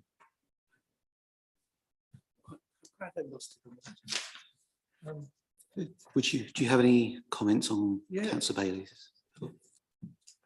Well, the first comment, as a matter of fact, on the environmental and the residential amenity aspects, the planning officer's report stated the proposed development is therefore considered acceptable in terms of the impact on residential amenity of existing neighbours and future occupants in accordance with ENV2 of the ECLP and the design guide SPD. If an issue had been raised on that matter, we would have dealt with it. And it wasn't raised. Secondly, the sort of housing, again, if it had been put to us that there was a particular need for X or Y, we would have given that favourable consideration. But it wasn't by the planning officer. Third point is, sorry, your own review plan refers to the failure to build in the district. And when the matter of the boundaries of the village, the boundaries, settlement boundaries has been considered in detail, the inspector on Soham and the other two inspectors to whom I made reference thought that probably there was a problem with the functionality and the success of those boundaries because they are not producing and have not produced. So the boundary, along with growth 1, associated with the detail of growth 2, not the locational strategy of growth 2, i.e. towns and villages for development, not the general countryside, that needs looking at. And indeed, your own plan, the approved plan, anticipated in its preface that it would be, there would be need for review over the years. And every time it's, here we have it, 2.63, maybe significant changes may be necessary to carry out a partial review or a full review of the local plan, which the council started. Then when the inspector made suggestions it didn't like, it aborted the operation. So those boundaries need to be considered case by case. Is there any harm? All the other cases to which I referred in my table, there has been found some harm except Soham, but there is no harm here as stated by the planning officer. That's all I've got to say. Thank you.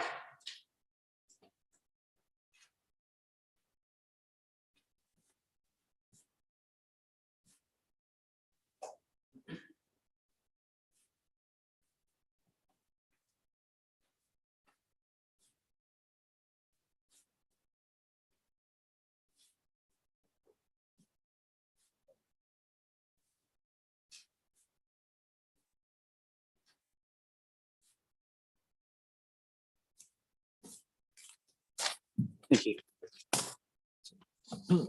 So if I may, we started this part of the conversation on growth 2. And we just heard there from the appellant, quote, there is no harm with this proposal.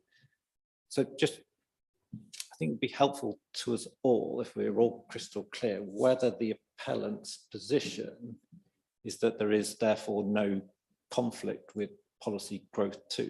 Does the appellant believe that the appeal proposal in front of you is not in conflict or is in conflict with growth 2? Because I'm not crystal clear what the appellant's position is on that specific policy. Because clearly if it is in conflict, which is what, you know, for example, the recent Downham appeal said in that case, there was conflict, then there is harm by definition.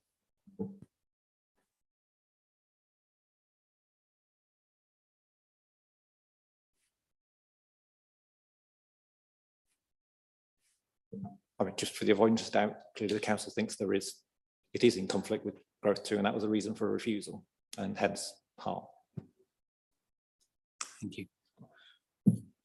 Mr. Wickham, would you care to clarify on that point? The point comment. One, it is consistent with the main thrust of growth 2, the general locational strategy, going to the towns and the larger villages. And that was the view of Inspector Boniface on Soham,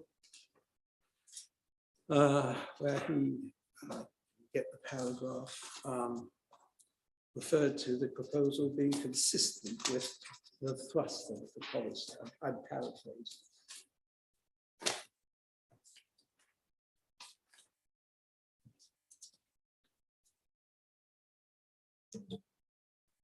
He said at paragraph 17, to answer your query, strict application of growth 2 would be likely to worsen the situation. The general objectives of the policy to manage patterns of growth and protect the setting of towns and villages are good ones that are consistent with the framework. The policy can no longer be considered up to date, though. So I'm taking a very similar view to Inspector Boniface. We are consistent with the thrust of policy 2, growth 2. The boundary is out of date for the reasons I've indicated. There's been local change on the ground nearby since the plan was submitted, and it hasn't produced the necessary housing, and no harm will be done. No reason for refusal on environmental things we've discussed. So I just go along with Inspector Boniface's assessment, I think. And of course, the important point, which was not considered at the planning report to committee, oh, sorry, not to committee, the delegated report, that says it all, doesn't it? The delegated report. It does not take account of Corbett case and Lord Justice Lindon's endorsement of the point that you could be in accord with a plan as a whole, maybe one bit of a policy that you offend, and here we are offending a line on a plan that's out of date.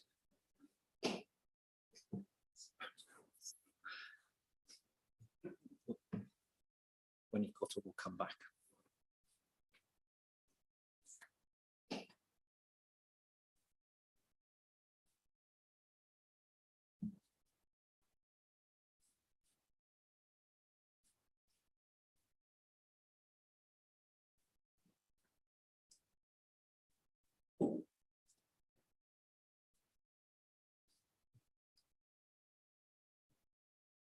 Yes, anything further?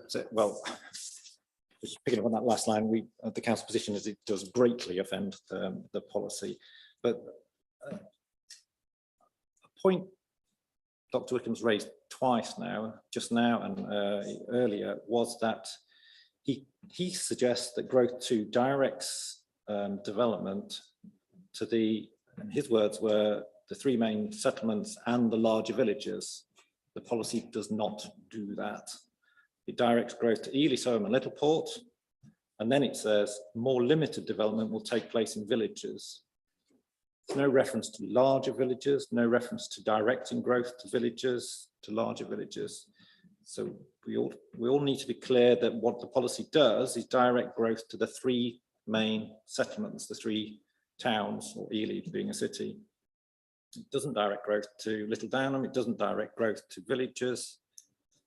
It doesn't do any of that. And hence why, as the council makes very clear in our statement of case, and as the inspector in the Hadnam case, for example, makes a very distinction, it is clear that the policy for Ely, Soham and Littleport is very different than the policy is for elsewhere.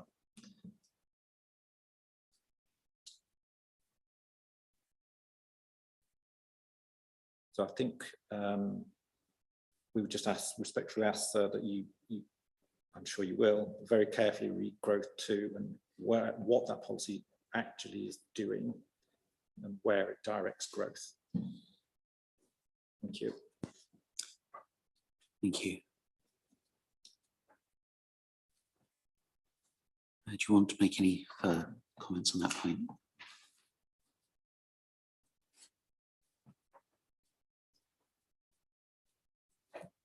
We have to look at the development in some of the villages. It's obviously not of the same size as the towns. but it is important development. And we probably have to go back to that we were talking about earlier. Sorry, I didn't get my reference.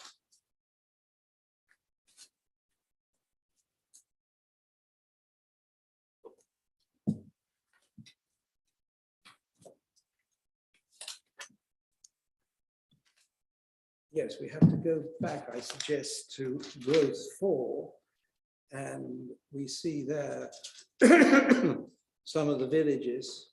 They're obviously not on the same scale as Ely and so on, but villages in the same category as Little Downham, Bottisham 50, Fordham 26. They're all listed down there. Sutton 50. They're in keeping with the size of the villages. Burwell bigger, 350.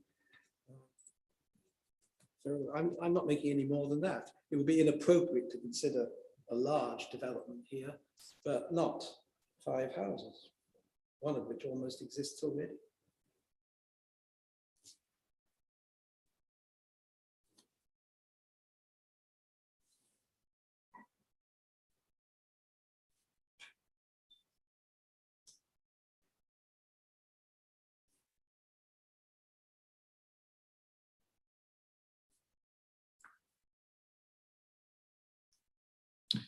Okay, thank you.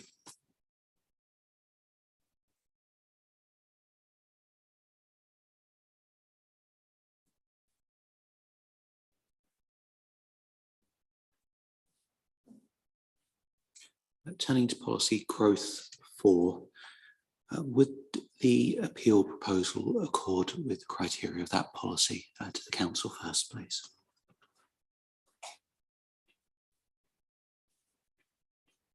Sorry, sir, could you just give me a minute to turn that policy up?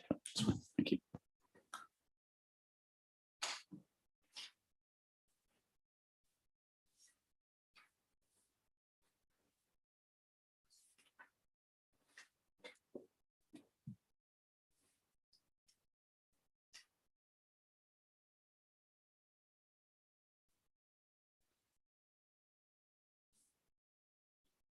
Sorry, can you just repeat the question? Would the appeal proposal accord with the criteria of policy growth 4? Are you able to stipulate which criteria specifically? Because that policy is predominantly about an allocation. So it doesn't, there's no allocation site for this appeal site. The opening text says that land will be allocated in the local plan to enable the delivery of approximately 6,500 dwellings on the edge of towns and villages. Now it does go on to identify a number of other sites for housing on the edge of settlements. Does it allow for development in the location of the appeal site? But in simple terms, no, because the appeal site is not listed in growth 4. Therefore, it's the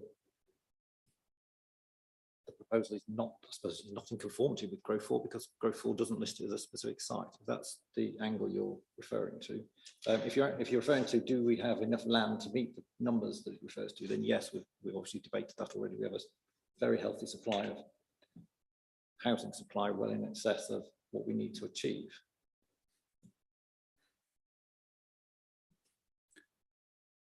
Do the allocations in growth 4 essentially, the point I'm getting at is, do the allocations in growth 4 add up to the 6,500 homes? I believe that to be the case, yes.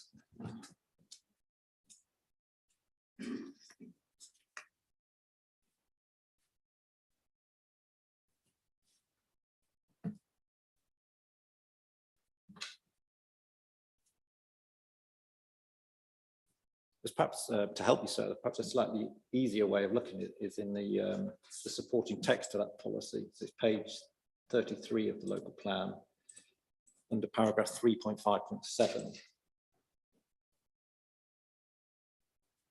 There's a sort of summary table there of how the numbers add up for the district as a whole across the plan period, if you've found that. And though that summary table is growth 4 just basically breaks that down somewhat. It's a simple way of looking at it.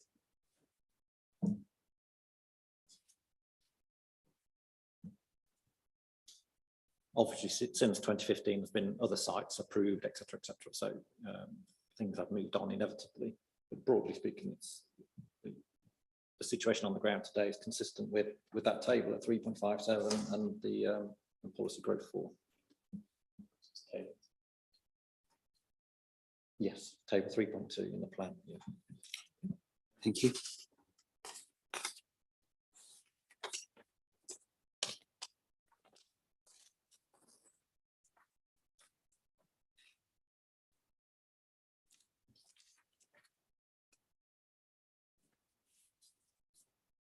Same question to the appellant, please. Would the appeal proposal accord with the criteria policy growth 4? Yes, in our view, it would meet growth 4 because it's on the edge of a village. And we considered growth 4 policy. Key points are the bullet points. And then the table is an implementation program, but it accords with the thrust of growth 4, yes. And I will try and do an addition meanwhile to see if it's the arithmetic works.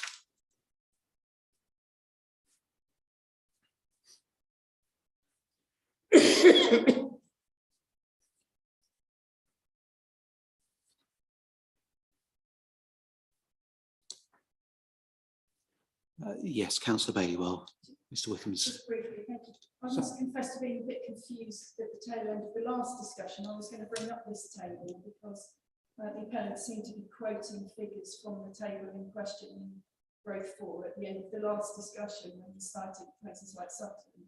He was simply naming allocated sites, and Little Downham has an allocated site in growth 4 which has been delivered. So I'm confused. And yeah, and there is an exception site for a 100% affordable housing next door to that site. It's in planning at the moment. So I'm just a bit confused. I mean, to me, it's perfectly clear that the subject site is not in this list. It doesn't form part of the 6,500 dwellings. And neither did the other sites that the appellant was previously quoting. Are sites that are listed in this growth 4 policy for development. They are allocated sites. So I'm not sure why they're being used as examples. Really.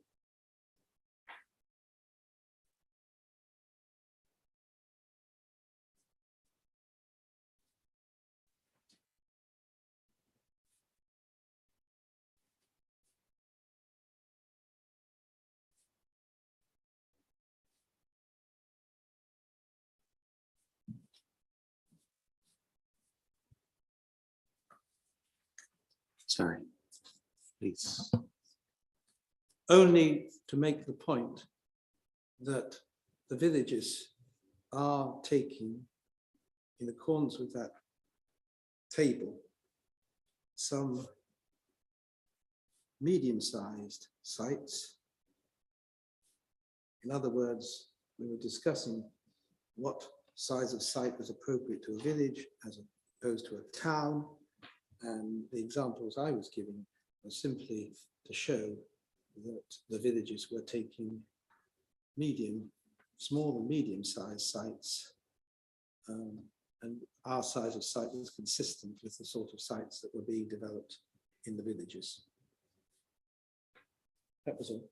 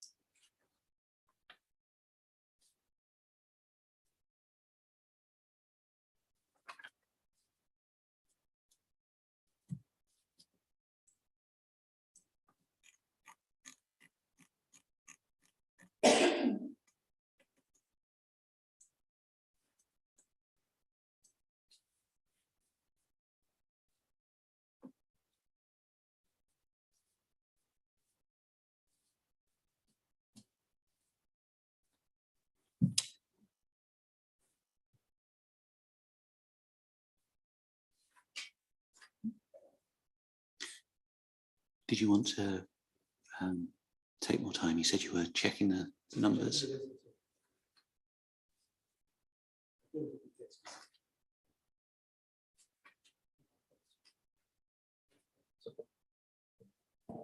Can I assist you, sir, in that?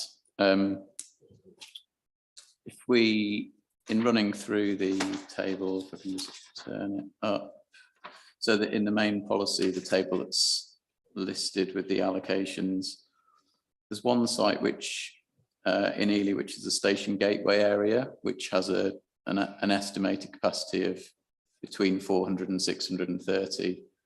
You take the lower figure from that, by my calculation, you get to 6,403. So if you were to take halfway between, you would get to the 6,500, and I think that's probably where we've ended up with the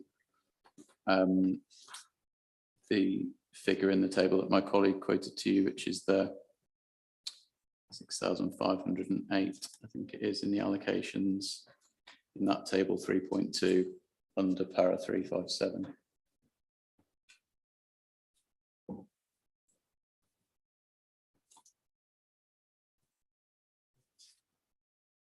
I mean, I think our position would be, the policy says that land will be allocated in the local plan to enable a delivery of approximately 6,500 dwellings. And then that table is how that's being done.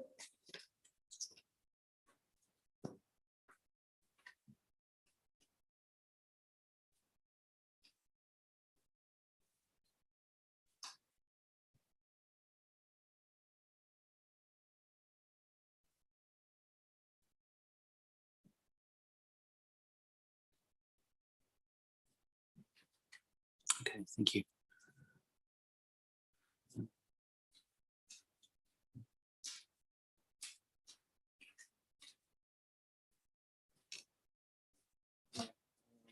Yeah, we are going to have to differ on that, I think, because some of the sites are not coming forward in that table. So Okay, well, we're going to have to differ, I think. yeah, I'll do the numbers myself as well, and we'll go from there.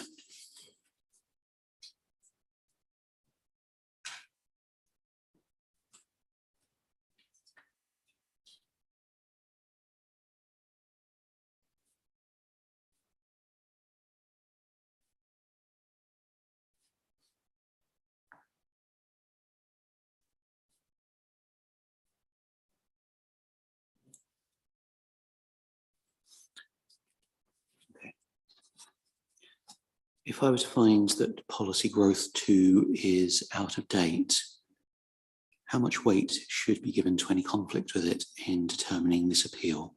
To the council first, please. Sorry, can you just restate the question? Sure.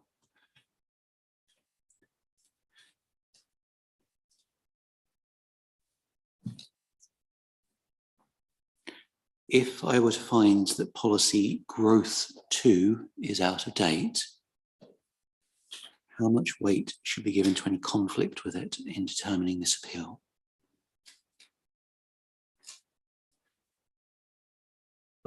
I think I would say that if it's out of date, you would you would say it was less significant. It's still significant, the conflict, but we'd still give significant weight to, excuse me, but that you would have to reduce that from the starting point of giving it very significant weight when it's in date.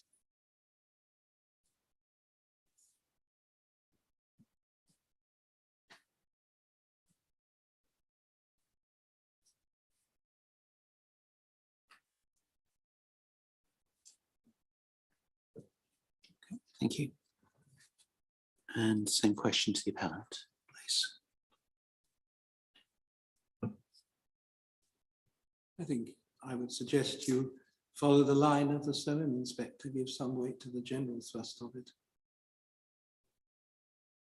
Make it clear, I believe we're in conformity with the general thrust of that policy. Some weight to it. It's a balance. The whole thing's a balance applied to the particularities here.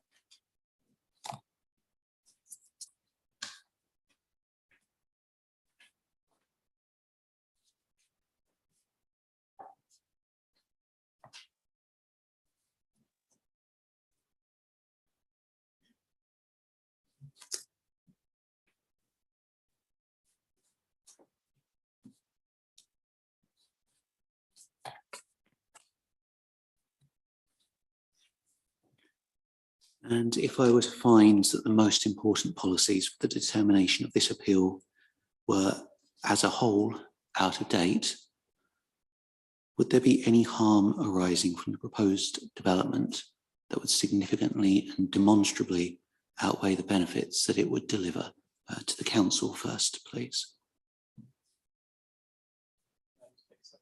Absolutely.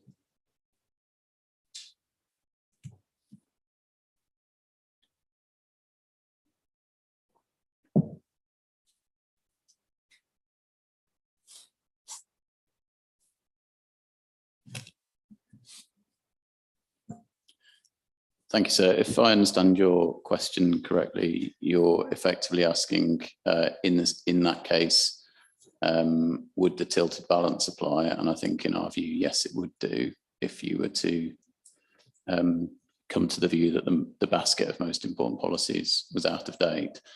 And in that situation, I think the council would have to accept that that there were reasons, that the harms in our view did not outweigh. Does that answer your question? Well, it's an answer. It's not for me to say if that's.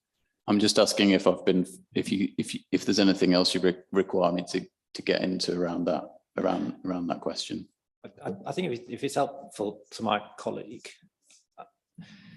if you reach the conclusion that the tilted balance comes into play, which for members of the audience might not wonder what on earth the tilted balance is, this is a specific policy, national policy, which says under certain circumstances, if the council cannot demonstrate certain things, like 5-year land supply or the basket of policies being out of date, then case law has dictated that the tilted balance, as the phrase that is used, comes into play, which in effect means the housing policies should have reduced weight in a local plan, a development envelope being one of such policies typically, which would have reduced weight, as my colleague said a few moments ago. And on that basis, whilst we absolutely do not agree that the tilted balance should come into play in this effect, but if you reach that decision that it did, then I think the council would have to accept that proposals like this are certainly much more likely to be considered favourably, both by the council in the first place, and by inspectors considering appeals such as this, because the weight that would be applied to growth 2, for example, would be reduced. Thank you. It is Sorry, not that's an a explanation as much straightforward for the matter public. to explain or to reach an agreement on, but thank you. Same question to the appellant, please. If the tilted balance were engaged, because the policies were out of date, would there be any harm arising from proposed development that would significantly and demonstrably outweigh the benefits? No harm at all. Thank you. Please remember, we negotiated for several months with the council and no harm was identified. And if we'd been asked to vary the mix in some way, we would have done so. Thank you.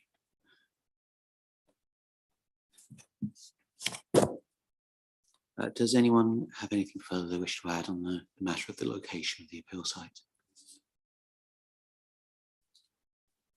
No, thank you very much. Are there any other planning matters that we need to discuss today? So if I may, I'm obviously in your hands, but I'm not quite sure we've discussed that fundamental of whether the council or the appellant thinks that the basket of most important policies is up to date or out of date. And we've heard there was common agreement that 5 policies were most important, but we've not gone through each of those, and then there was 3 where the appellant also believes are most important policies as well. So potentially there's up to 8 most important policies. I'm not sure whether there is common ground on each of those as to whether they are up to date or out of date. In the council's view, the 5 that there was common ground were most important policies are all up to date. And then even of the ones that the appellant introduced, growth 1, growth 4, growth 5, whilst the council would accept growth 1 is out of date, growth 4 and 5 are up to date. And hence, even if there's 1 or 2 out of 8, which are considered out of date, the basket of policies is up to date, and case law has dictated that to be the case. It doesn't require one policy to fail to mean that the basket of policies is out of date. It has to be on balance. It's seen that the majority of policies would have to be out of date before the basket was out of date. And it seems to be even on the appellant's evidence that the majority of most important policies are up to date. And therefore, it'd be helpful if we could reach common position now with the appellant that both parties do in fact agree that the basket of most important policies are indeed up to date, notwithstanding there may be 1 or 2 where there is a dispute as to whether it's the most important policy in the first place or whether it's out of date or not. But the actual basket, whichever way you look at it, is up to date. And if that could be agreed with the appellant, I think that would help you, sir. Thank you. Mr. Wickham, do you have any comment on the?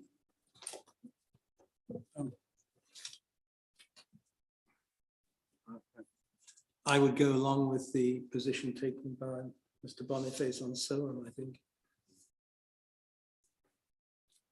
We refer to his conclusion at paragraph 40 onwards. I don't think I could do better than that. Sorry, did you say paragraph 40 or 40? Onwards. Planning, balance and conclusion. I mean, I'm not excluding the other part of his decision, please, but because he does deal with that point elsewhere in his decision. Policy, paragraph 17, so probably to read 16, 17, 18 and 40. I don't think I could express it better than that. Obviously, with respect, so the basket of most important policies was completely different in the Soham case as this one. We've reached common agreement that, for example, EMV 1, EMV 2, EMV 11, EMV 12 are most important policies. As I understand it, both parties, you and I, agree that all of those are up to date, or have I misinterpreted your evidence on those? They were not most important policies in the Soham appeal case, and hence why we have to treat this case on its own. We can't rely on what Mr. Boniface agreed, because he had a very different basket that he was looking at. So are we agreed that 1 to 11 and 12, the EMV 1 to 11 and 12 are up to date? I'm not going to add to what I said a moment or two ago. I'll be repeating myself. I don't know. I stick with Mr. Boniface and the paragraphs I mentioned. Okay.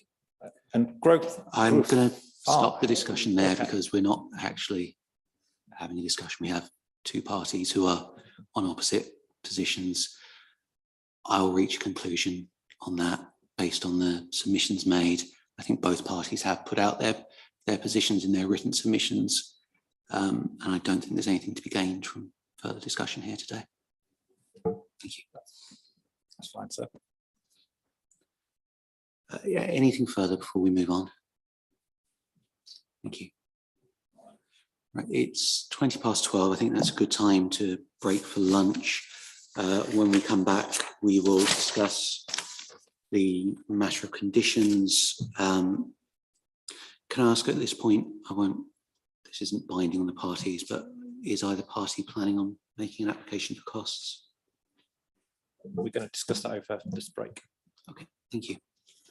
We'll address the conditions and any application for costs, and then make arrangements for the site visits once we return from lunch. Would 1 o'clock be acceptable for everyone? Is that time to?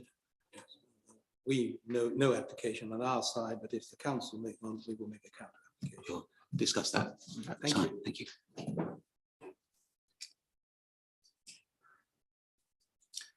Okay, we'll break there for lunch until 1 o'clock. Thank you very much.